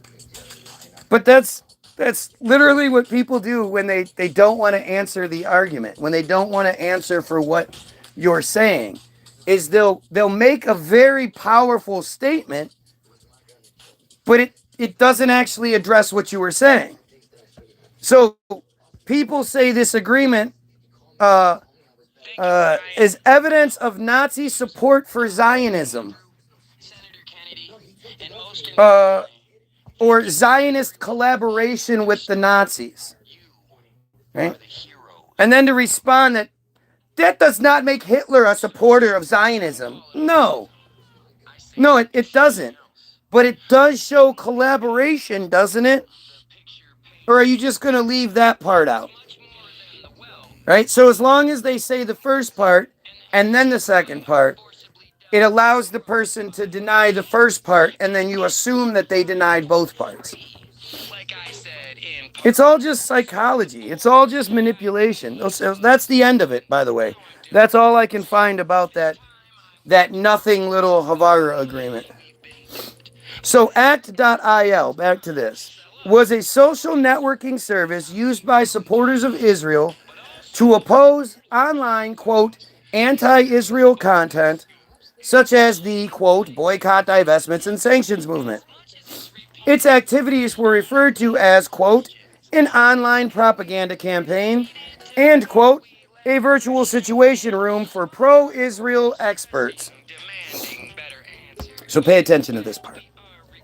Act.il directed its users to, quote, missions to like, comment on, and share pro-Israel material on social media. It also asked users to flag, report, and respond to criticisms of Israel. This is the best part. Users were guided on how to respond, which might entail writing a reply using the provided talking points. This guy is schizophrenic. Take your meds, dude. You're just deflecting. You can find it over and over again in the comment section. Just dumb shit that they all seem to say. Oh, here, just go up. The Tyler guy says, bro is full on schizo. How is it possible that they would all say the same specific things? Especially something that isn't even close to like being right. Like schizophrenia, first of all, schizophrenia is not a joke.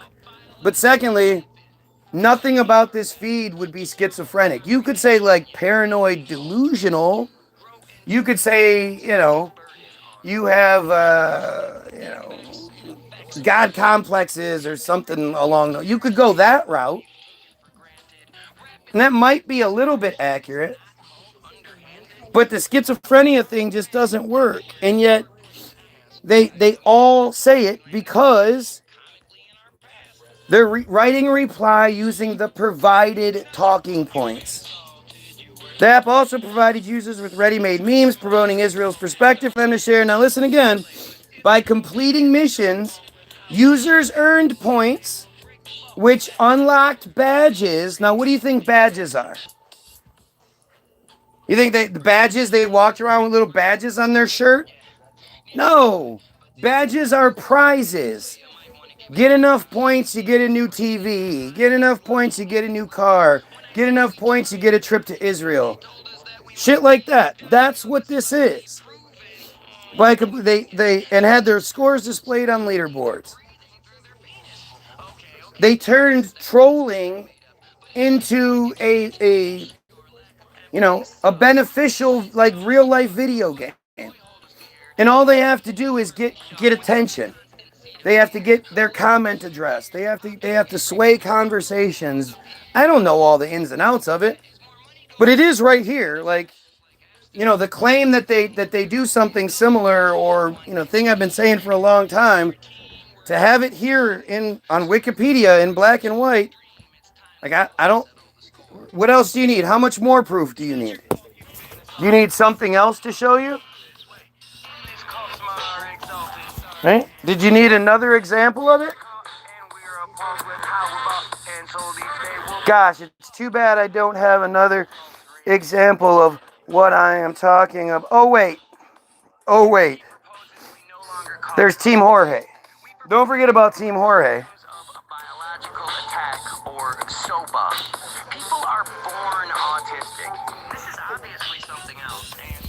Team Jorge is the name given to an outfit of Israeli contractors specialized in the use of malign cyber activities, including hacking, sabotage, and bot farm run social media disinformation campaigns to manipulate the outcomes of elections. Gets better. One of the organization's primary tools is a software package called AIMS, Advanced Impact Media Solutions. The group was exposed in February 2023. What a busy year they had in 2023, huh? After an award-winning undercover operation by journalists from, now you have to go down to see like they say from France and Israel, but it's actually from France, Germany, Indonesia, Israel, Kenya, Spain, Tanzania, and the United States. That's the Israel, France is part of a consortium of investigative journalists. That's all the consortium. The organization has been active on paper since at least 2015. And boasts of having manipulated 33, gotta love that 33 presidential elections worldwide. Don't worry, many of them are in Africa, at least 4. And in 27 cases with successful results. 82% of the time, this one Israeli Black Ops organization tries to manipulate a presidential election worldwide, they are successful. This is just one. Imagine how many more of them there are. They've been active since at least 2015 on paper. Just before Trump lost, said he was going to drain the swamp, the AIPAC swamp, and then that same AIPAC swamp put him in anyway, even though he lost by 2.7 million votes. AIPAC stepped in and was like, no, Trump won. And Hillary was like, okay. That just before the election in 2016, both Trump and Hillary were guest speakers at the AIPAC policy conference. That's the policy conference that the only other event in the United States where more government officials show up to it is the State of the Union address, because they have to be there. Nothing else in American politics brings more politicians from both sides together than the AIPAC Policy Conference, which is like a week of luxury held somewhere in the United States, and you know, they have the best of everything. They have all the boys and girls they want. They're treated like kings. But both Trump and Hillary spoke at the 2016 AIPAC Policy Conference, and neither one of them criticized each other. You know what they both did? They both swore their allegiance to Israel. And then a year, 6 months later or whatever, when Hillary actually won the election by 2.7 million votes, for the third time in modern history, the first two times being both times George Bush Jr. won, the Electoral College had to step in. The Electoral College had to step in because we didn't vote the right way. We couldn't let California pick the president. I mean, they could do it any other time, but not this time. 2.7 million votes is a lot of votes, especially back in 2016 that had a record low turnout. Yeah, state fucking packed with pedophiles and criminals. It's fucking insane. But yeah, that on paper, they've been active since just before that happened. Go figure. What a coinkydink. It's amazing how many coinkydinks happen when it comes to Israel, the friars, and the United States government. Let me ask you this.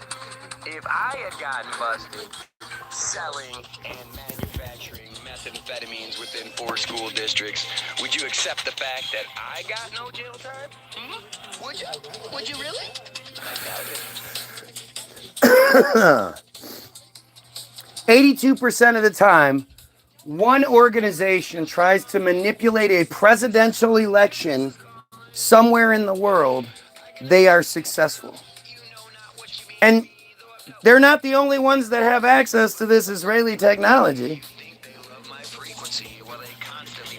They're just using this Israeli tech, this advanced impact media solutions that you're going to learn about in a minute. But that only means this is just the one thing that got exposed. It was this huge investigation. If you actually look up the articles that are about it, it's fucking crazy. Huge investigation. You would think this would have been one of the biggest stories in the world because it essentially acknowledges that Israel controls social media. But like so many stories that do that, like the interview with Barbink, the former head of the Israeli cybersecurity apparatus, who told Al Jazeera that anytime their system flags somebody's post for whatever, they can have it set to whatever, but when it flags the post, they then, quote, contact Facebook somehow, and Facebook, quote, usually complies with the request to either take it down or shadow ban the person or whatever. Didn't hear about that story going worldwide, did you? Didn't hear about this story going worldwide, did you? Their activities were revealed following a 2022 sting operation in Tel Aviv carried out by 3 undercover journalists who posed as prospective clients and filmed their interactions with Tal Hanan, the group's leader and former Israeli Special Forces operative, in which he explained the inner workings of the organization. Tal Hanan used the pseudonym Jorge when working with the hacking and disinformation group, which inspired the name Team Jorge. He says that Team Jorge has existed for more than 2 decades and has engaged in propaganda and disinformation activities in more than 30 countries. Their services have been available to government intelligence agencies, political campaigns, and private companies that wish to covertly manipulate public opinion. It's right here on Wikipedia. And yet you think it's just some conspiracy theory? It's right here. They control Wikipedia. So that means this is the very best spin they can have on it, which is why there's information missing from this article. but you're still a clown shoe. There's a song about you. Hooray! But you're still a clown shoe. Yay! There's a song about you. Hooray! But you're still a clown shoe. Yay! Now there's a song about you. Hooray! Too bad you're still a clown shoe.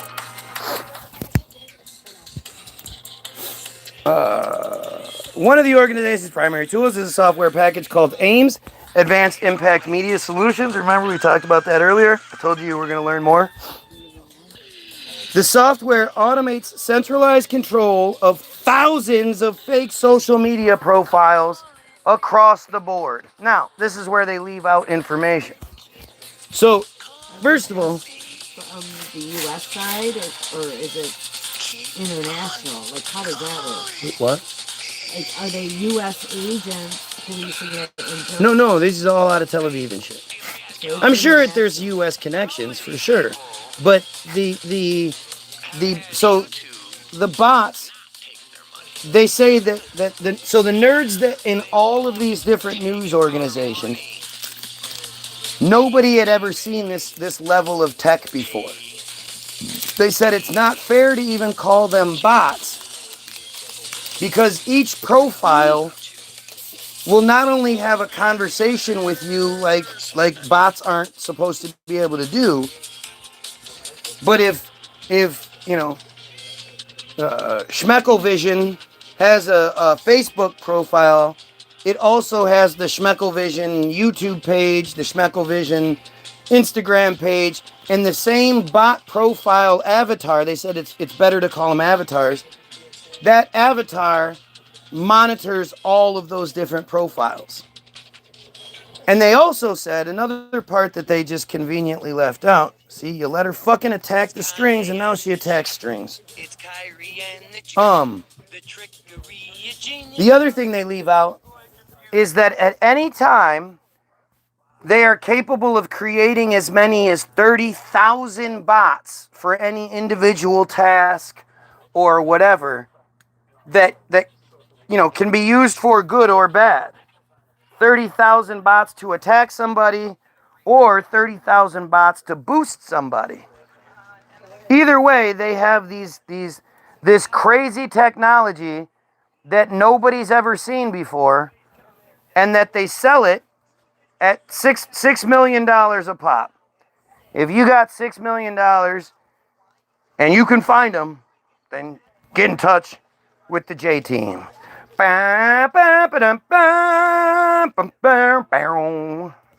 Actually, it'd be like, dun, dun, dun, dun, dun, dun, dun.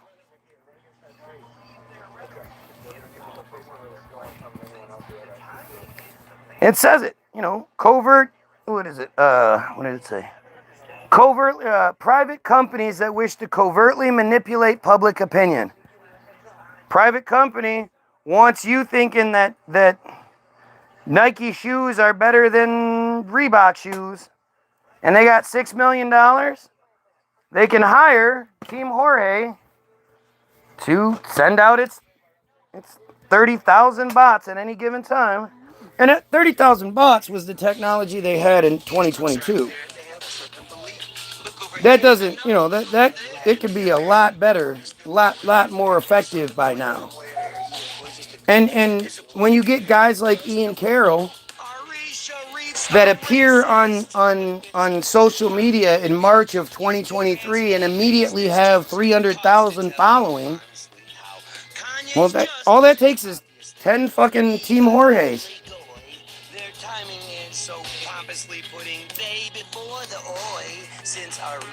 And really, it would only take, one or two, because if you had one or two and you made it, 60,000 or so people, when people do get suggested the page by the network that you control to begin with, because, for some reason, Facebook is always suggesting that I watch Ian Carroll videos.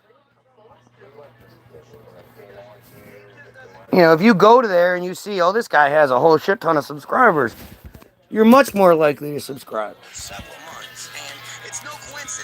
More equals more. It's just that simple. Honey, don't get these numbers, dude. You mean Wikipedia? How do I access Wikipedia? The thing that all of you have access to? The thing that in 2010, future Prime Minister Naftali Bennett is filmed telling the Israel News Network that they were there to teach the Wikipedia editors how to do their job, even though they were the #1 source of information in the world. For example, even gives the example, if people search the Gaza flotilla, we want to be there. We want to be the guys who influence what is written, how it's written, and to ensure that it's balanced and Zionist in nature. Not balanced and fair, not balanced and paints Jews in a fair light or anything. Zionist. He says Zionist. So that means when you edit something on Wikipedia, it's then sent to the editors who check to see if it's balanced and Zionist in nature. And if it is, well, surprise, surprise, your edit sticks around. But there's a reason why I use Wikipedia. One, like I say, Wikipedia is not 100% true. Wikipedia is 100% the truth that they want us to know.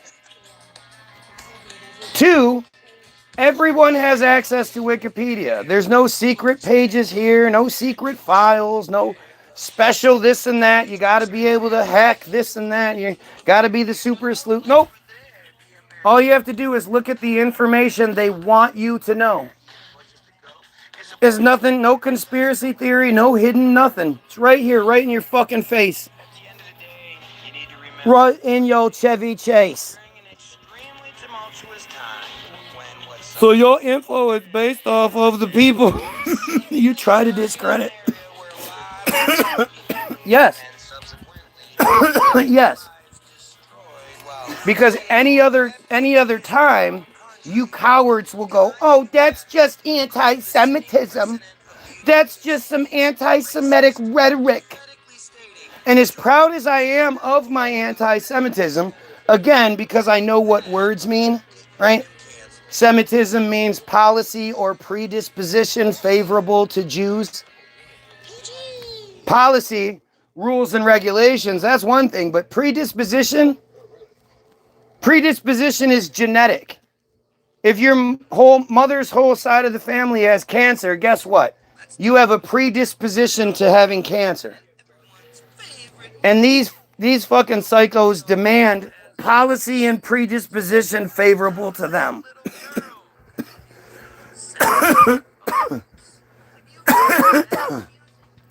There's a reason in 2020 or 2021, they changed the spelling of anti-Semitism from ANTI-SEMITISM, something it had been for 140 fucking years, to from ANTI-SEMITISM to ANTI-SEMITISM, all lowercase, all one word. And their given reason was because they didn't want us, the Goyim, the people, to think that anti-Semitism opposed something called Semitism. They didn't want us to know that Semitism was a thing. And all you have to do is look it up. Webster's Dictionary. The first two things are about Semitic characters and qualities appearing in other languages. That's 1A and 1B. But number 2 is policy or predisposition favorable to Jews. Just look it up. Nothing I say is conspiracy theory.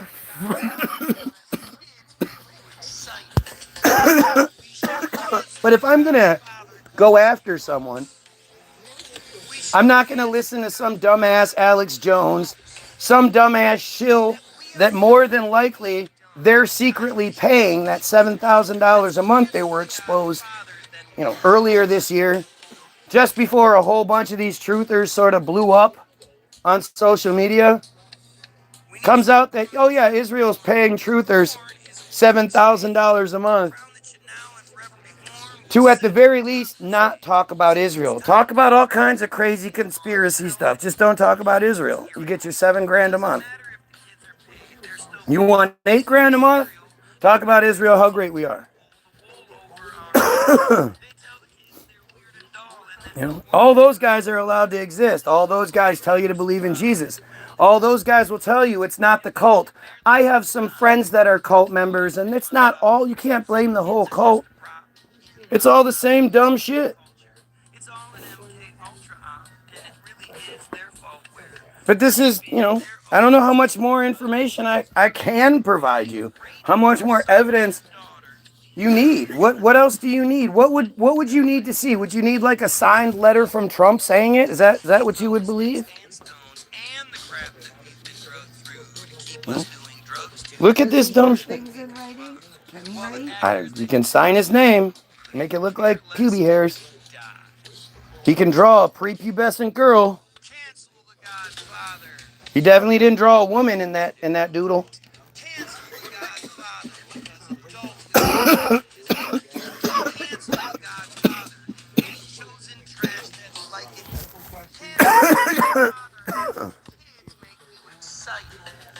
You have these dumbass Christians on here, literally incapable of having any sort. Like this Leo dumbass has literally been here now for a couple of days.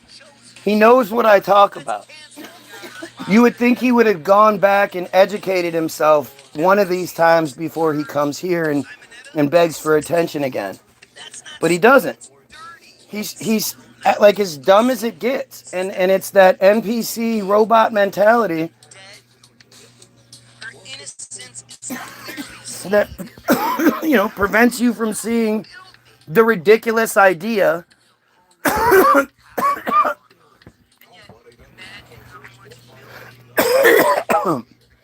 that you call yourself a Christian and you read the Jewish Bible. Like, it's just fucking stupid. And I appreciate you consistently coming back and proving the innate stupidity people have to have in order to be a Catholic, a Christian, a Muslim, anything. These are all just Jewish fairy tales, and it's crazy that people accept it.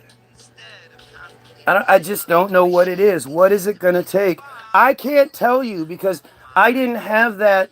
I was a dumbass Christian until I, was like a teenager and something bad happened to me. So I was like, oh, God didn't help me. I'm upset.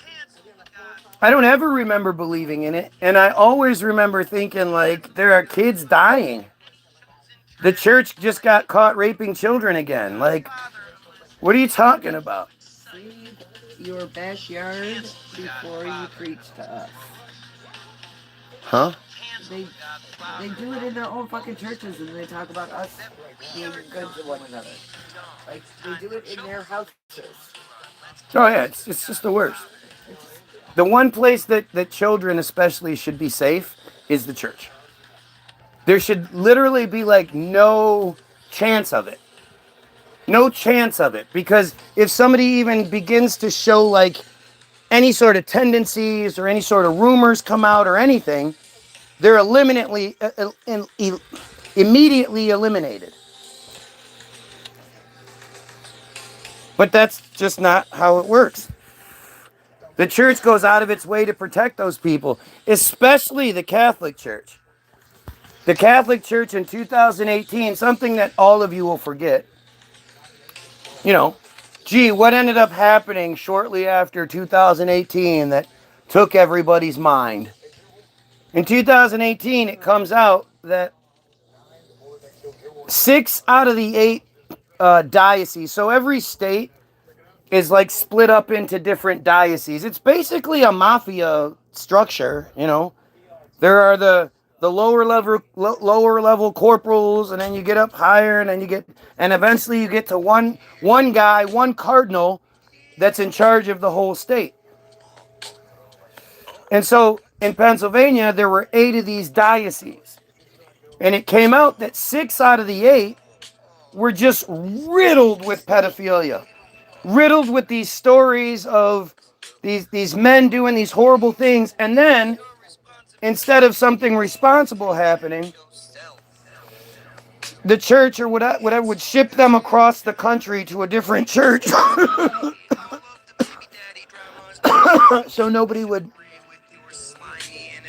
recognize them or anything. Especially throughout the decades when communication wasn't nearly as good. And it was just shown that this has just happened like countless times. I don't want to say the number. I don't know. It's way more than you think.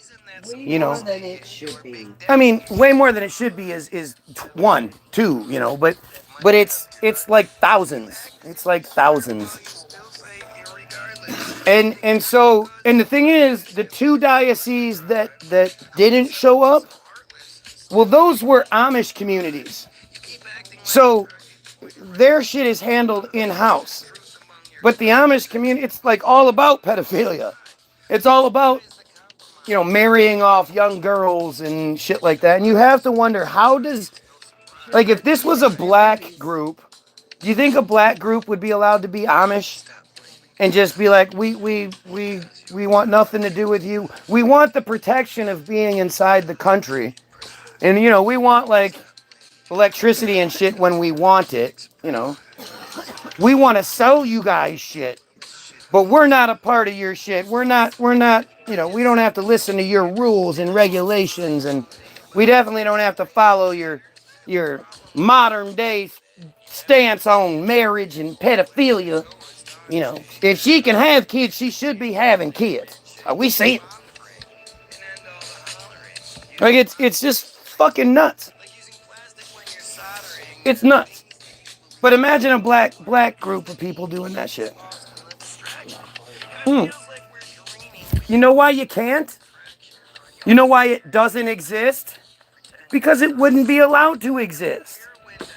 Why do you think, like, when you hear about, like, oh, they're taking down the statue of well, I'm going to act like he's my grandpa, but I had never even heard about him until now. But you can't take down those glorifications of Southern generals that everybody's tax dollars have to pay for just because half the people are, like, really offended by it. That's not my grandfather, but I care. You can't erase history. Notice how there's no, like, great statues to black leaders anywhere? Can you imagine if there was a statue to Louis Farrakhan somewhere? Can you imagine the outrage? No, you can't, because it's never been allowed to exist. Wait, who? Louis Farrakhan, exactly.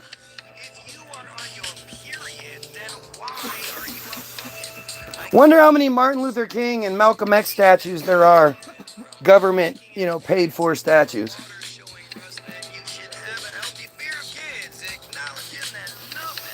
You say churchgoers are the problem here in Mexico. It's not that big of a racial problem around me, at least. Who the fuck runs the Mexican government right now?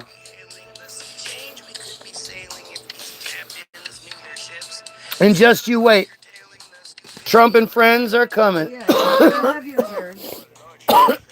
You are not immune to Trump. What is it? Derangement syndrome? Is that? Oh. No, that's when you don't like Trump. Oh.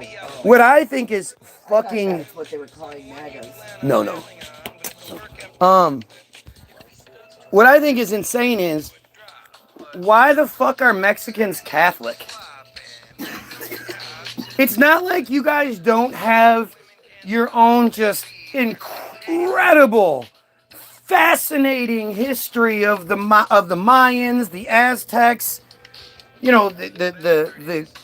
These guys were clearly more advanced than the Christians were in the time.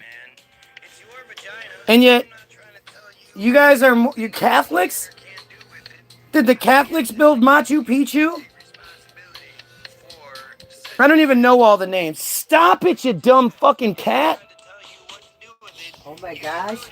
She got yelled at. You guys are witnesses. She gets yelled at all the time. She does. Usually it's yelling. It's just very slightly stirred. But. Evidence is right there. You're wrong. Anyway, what brainwashing craziness happened? Like, when did Mexico go Catholic? And how did that just happen? Now, granted, according to the narrative we're given, which is bullshit, but the Mexicans had been taught that if a white man comes sailing in from the east, then you're supposed to swim out to the boat and offer him gifts and basically treat him as a god. So somehow they were supposedly programmed to comply, you know, going all the way back to their religious bullshit. But, like, do you not think it's insane that Mexicans are like, no, I'm a Catholic. I'm a fucking Catholic. Dick doing an idiot. Yep. That's me.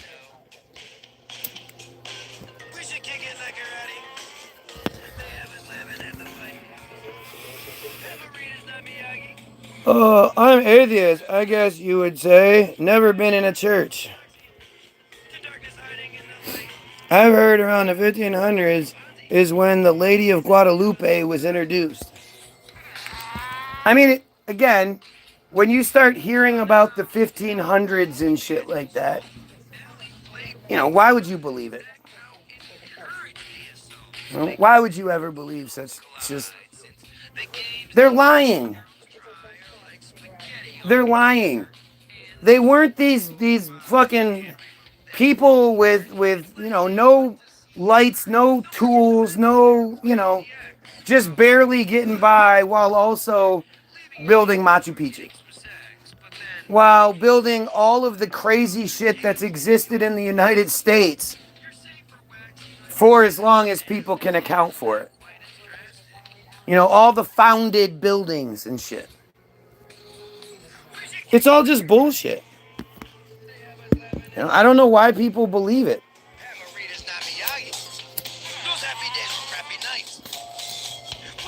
At the end of the day, you're listening to a system that tells you Israel is the good guy. They're the victims and they're the good guy. You know how I can tell? I can prove that you're all just arrogant. You don't even realize how arrogant you are. I guarantee none of you believe that Oswald shot Kennedy. None of you. If you've looked into it even, you know, 10 minutes, you're like, yeah, this inexperienced fucking regular old dude who just happened to have been on film earlier, blah, blah, blah, blah, blah, all the fucking connections, was able to get off 3 shots in 8 seconds from a bolt-action rifle with marksman-like precision. 1 bullet is considered the magic bullet because of every crazy thing it does. And you know, I mean, it's just, nobody believes it. You could see the footage of Kennedy going like back and to the left, back and to the left, back and to the left. You can see it with your own fucking eyes. You do not believe the narrative you're told, which means you openly believe that your government is fucking lying to you. And you say that because you're arrogant. Because you go, well, I can clearly see it. So once I can clearly see it, then that's the way it is. And when you're presented with shit that you've never even thought about, or you haven't thought about it in forever since high school or whatever, you act like you're, oh no, I was just looking this up yesterday. No, I know all. You don't know shit. You know nothing. You know nothing about any of this shit. You barely remember any of this shit. And you argue like you're an expert, and it's only because, you know, you're arrogantly saying, oh yeah, the government that lies to me about Kennedy, that lies to me about 9/11, that lied to me about vaccines. Because I didn't take all of the booster shots. I took a couple, but I didn't take them all. Well, the government told you to. Why didn't you do it? Well, because I thought they were lying. When they told me I needed to take this many, I did not believe them. So you do the same shit, you're just much less educated. And so you sit here arrogantly pretending like, oh no, that's true. That's true. I know that's true. How do you know? What did you do? What have you looked into? How do you know anything about it? Most of you dumbass Christians don't even know your fucking Bible, let alone any sort of historical shit. But you want to sit here and act like you know some shit.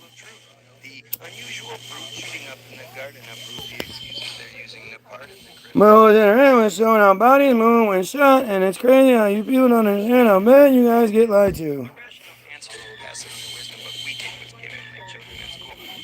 What? No, you don't believe in the magic bullet? Wow, okay. There are such things as magic bullets. Yes, there are. I'm crazy because I don't believe it.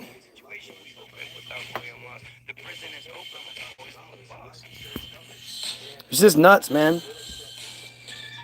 It's nuts. And at the end of the day, when you look into everything, doesn't matter which distraction at the end of the day, they're all distractions. And I know people say, what do you mean it's a distraction? Well, Kennedy is important. Yep. The Hollywood pedophile thing is extremely important. Guess what? It's a distraction. The vaccine thing is extremely important. Guess what? Another distraction. Chemtrails, extremely important. Another distraction. Why? Because the effort it's going to take for you to convince each person that each one of those things isn't what they think it is. Once you finally get them to accept that okay, fine, so they're spraying stuff. They're always going to ask the same question. Okay, fine, so the vaccines are bad. Okay, fine, so they're raping children in Hollywood. The next question is always, well, who is they? Why would they do this? So why don't we start with who they is? Cut the head off the monster and then all the tentacles can die, instead of trying to cut each tentacle off one by one. It's fucking ridiculous. It's always the same people at the top of any fucking conspiracy. Something I haven't talked about in a long time. Do you know that fluoride is one of the biggest fucked up things and nobody talks about it? Like, it's so crazy that there'll be people that'll talk about vaccines. Vaccines, we're given the choice of still. We still have the choice to get the vaccines, even though it's a bunch of bullshit, blah, blah, blah. You still technically have the choice. You know what nobody has a choice in? The fluoride that's in your water. Now, I assume all of you think there has been extensive government testing to prove the validity of fluoride. That's why they go through the expense of putting it into the water system. But you'd be wrong. First of all, synthetic fluoride is a byproduct of fertilization, of fertilizer creation. It's a chemical waste byproduct. They had all of this fucking fluoride built up and they didn't know what to do with it because they weren't allowed to dump it. It's a toxic fucking, like a forever chemical. And it's toxic and it's awful. You can't just introduce synthetic fluoride into an ecosystem and that shit survives. It's extremely toxic. It's extremely corrosive to the skin. It's a nasty, nasty material. And again, you'd think they did a bunch of research to prove that putting that shit in the water for us to drink it would only strengthen our teeth. It doesn't have any effect on anything else, any other part of the body, anything like that. It just makes your teeth stronger. You believe that shit? Guess what? According to the Cochrane study, which is literally the only study that was really done, and it was a low-funded, wasn't a big deal study. Adding fluoride to the water might, now if you're reading Wikipedia, it'll say it might have a 26% chance of preventing cavities in adult teeth. But if you actually read the website, it says it might have a 3% chance of preventing cavities in adult teeth. Now, either one, 3% or 26%, is literally nothing. If you tell somebody I can do something 26% of the time, that's chance. You can do most things 26% of the time if they're reasonable for humans to do, whatever. But like even the amazing Randy, when he had that $1 million challenge for anybody to prove they had psychic abilities, they had to prove it beyond a 26% chance because they always gave room for chance.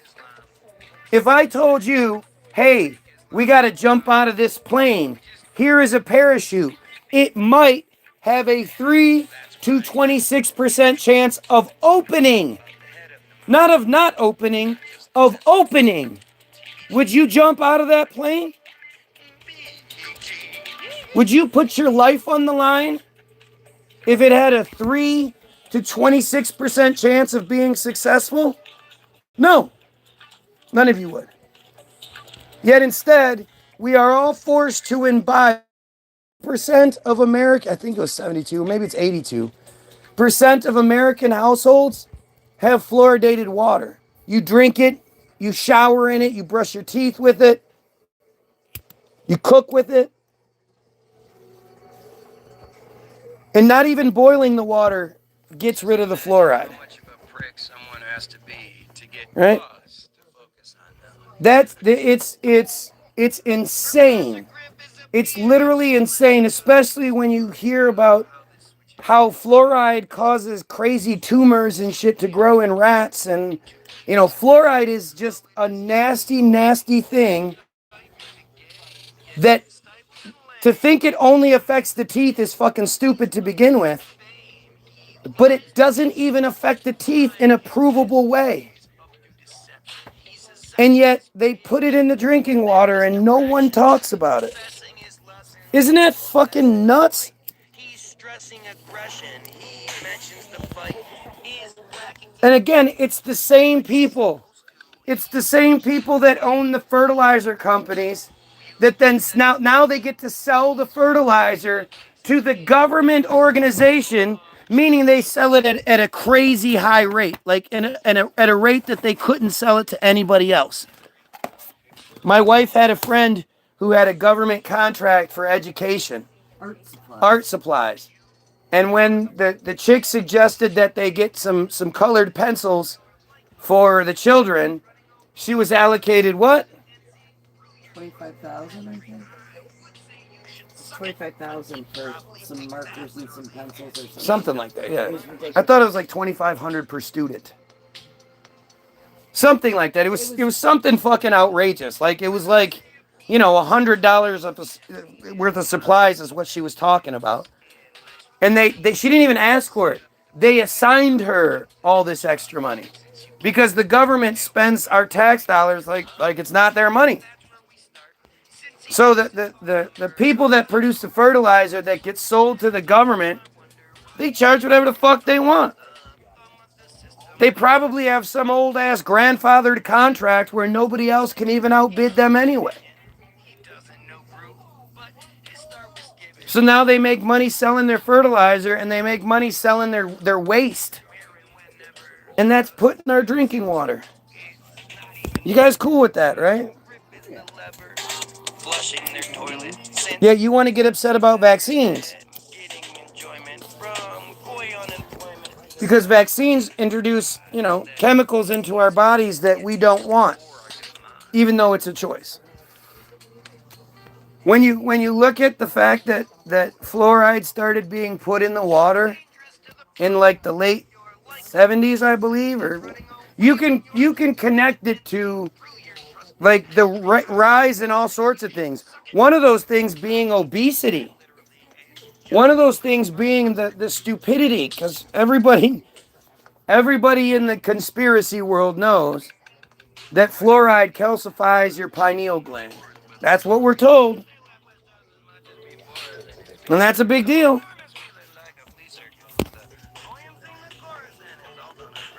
The thing is,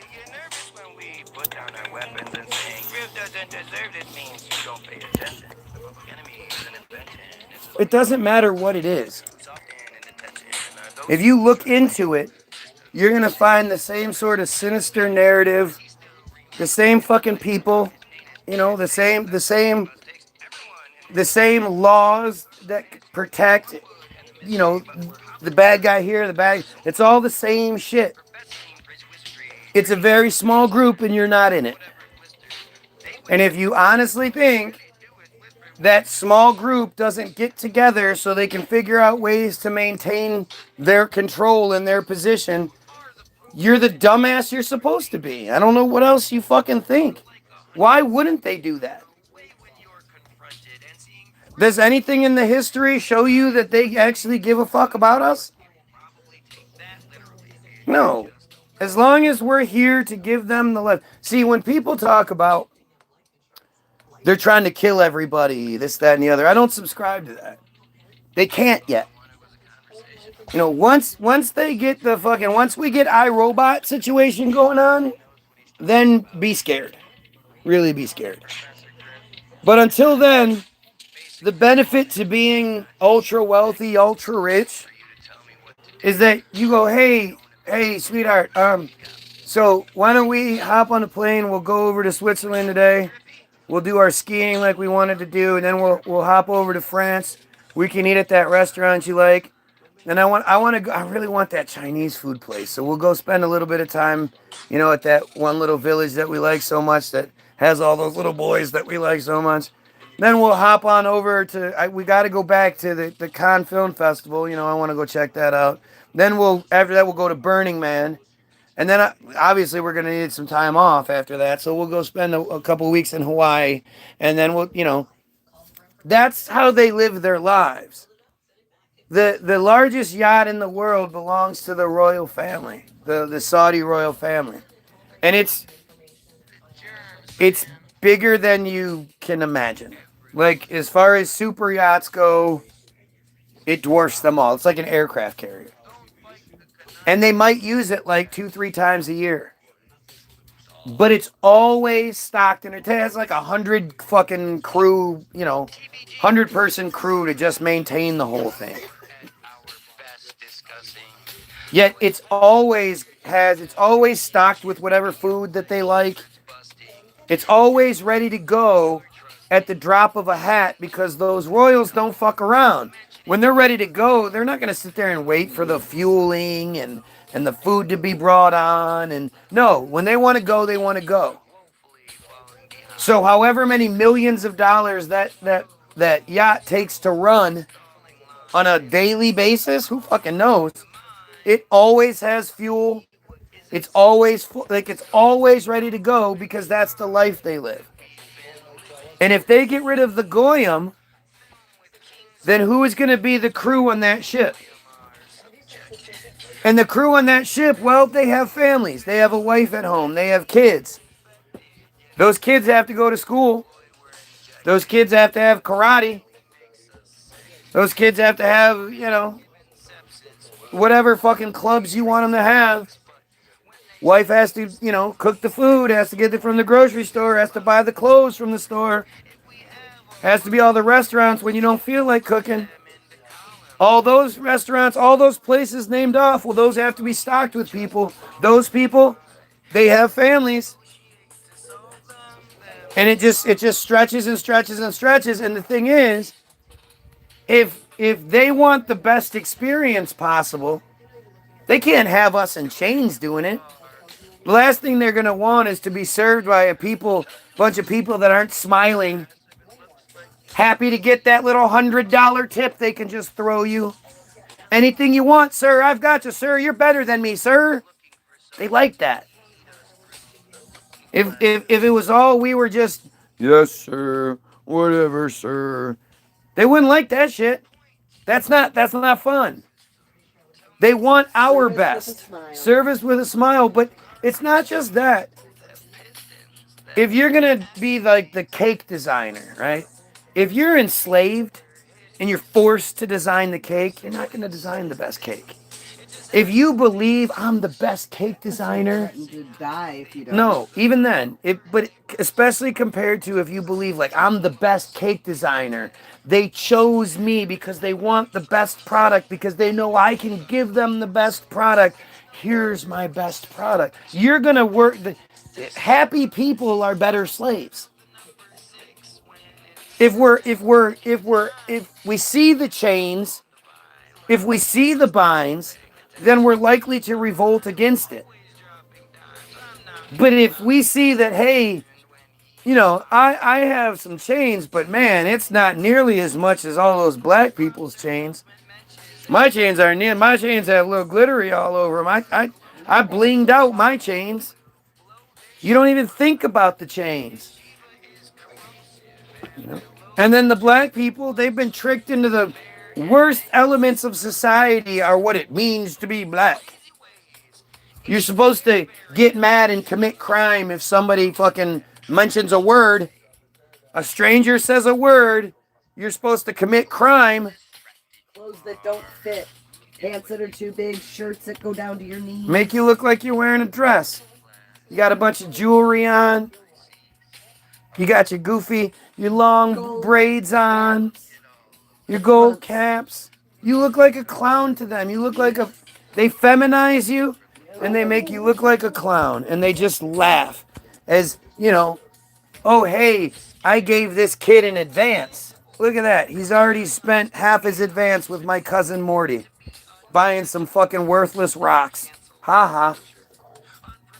When he can't give me that advance money back, I'm going to own his ass. I attend an all-black college. Yeah, so? Do you ever question how the fuck in 1800s, 1900s America, all-black anything was allowed to exist? How the fuck did that happen? Have you looked into the boule, the Grand Boule? It's all bullshit, man. Just because they allow some black people a little taste of the crust doesn't mean it's fucking... They're anything. They're nothing. Diddy is nothing.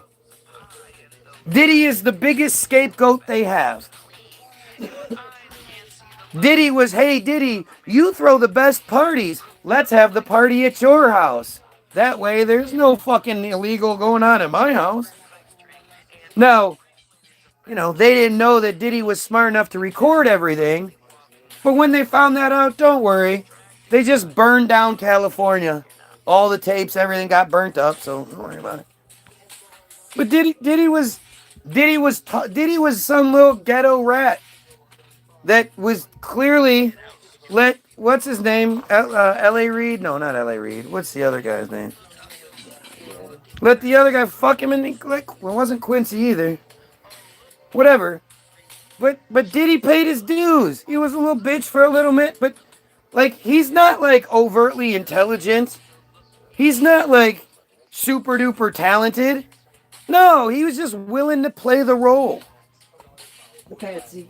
The patsy. They created the ultimate patsy. Build him up, build him up, build him up. And when the goys start sniffing around the fucking bush too hard, let's get that. Focus on black people.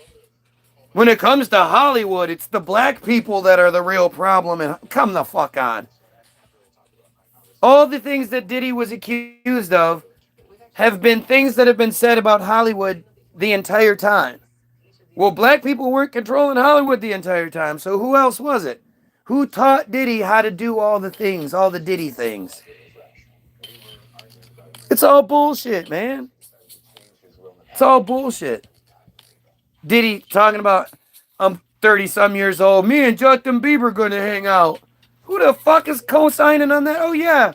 Yeah, my 14-year-old son, Usher, he can go live at your house, and you can fight over the cereal bowl.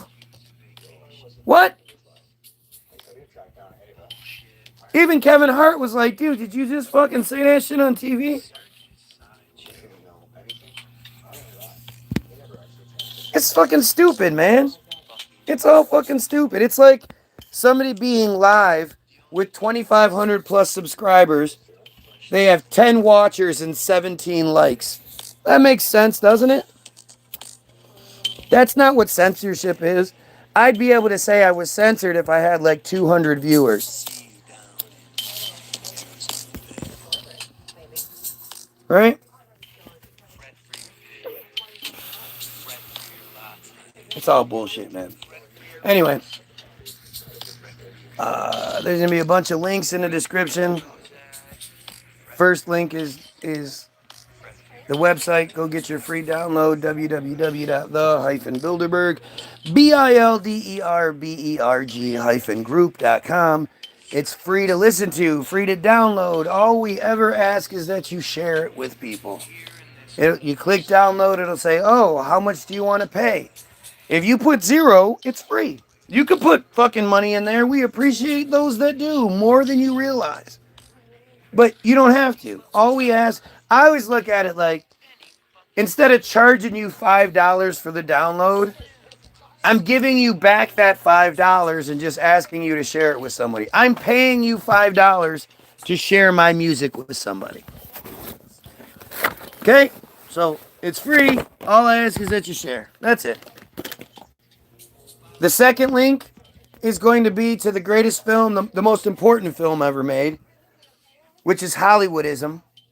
It's their film, not some conspiracy Alex Jones film. It's their film. They made it in 98 as this big ass flex. Like, look, somehow we created Hollywood and then we ran it with an iron fist. And we still do. Ha ha. People say, Hollywood used to be so racist. Hollywood is nothing. Hollywood is a city. Hollywood is not a person. Hollywood cannot be racist. The Jews that ran Hollywood with an iron fist were extremely racist, are extremely racist, and would still be putting people in blackface if they were allowed to, if it was appropriate. Or brownface, like they did with the natives and the Mexicans. After you watch Hollywoodism, read the next link, which is Israel Hayom's Bottom of Darkness article. Hollywoodism explains why you think the way you do. Israel Hayom Bottom of Darkness explains why they think the way they do.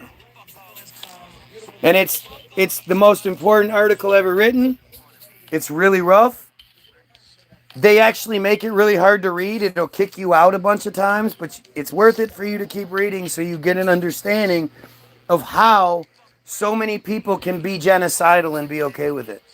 Can benefit from genocide and be okay with it. Can consider themselves to be untouchable. You know why? Because they've been through the worst you can imagine. Have you been through what they've been through? No. They were put through that because they were chosen and special. And you weren't, so fuck you. And it talks about how as young children, they're ritualistically sexually abused. And then once they age out of preference, they're forced to do it to the other kids to complete the loop so that they don't tell, so that they're just as guilty. And so they can achieve transcendence and redemption for their sins, for the sins of them allowing themselves to be violated like they were. They need to then do that to someone. It's so fucked up. Go read it. Go tell me how I'm wrong. I dare you. There's going to be all sorts of links in the description. They're going to tell you, there's going to be a link to the Havara Agreement, a link to auto emancipation, a link to Team Jorge, a link to Act.io. All links for you to see it for yourself. Read it for yourself. It's not my shit, it's their shit. There will be a couple of links to the Facebook page for you to like, share, and sub that. Enjoy those, share those. But for the most part, it's all receipts. And I challenge you to go, prove me wrong. Just prove me wrong. Again, First link is going to be the website, www.the-bilderberg, BILDERBERG-group.com. Go check it out. Have yourself a great day. And you pedophiles, kill yourself.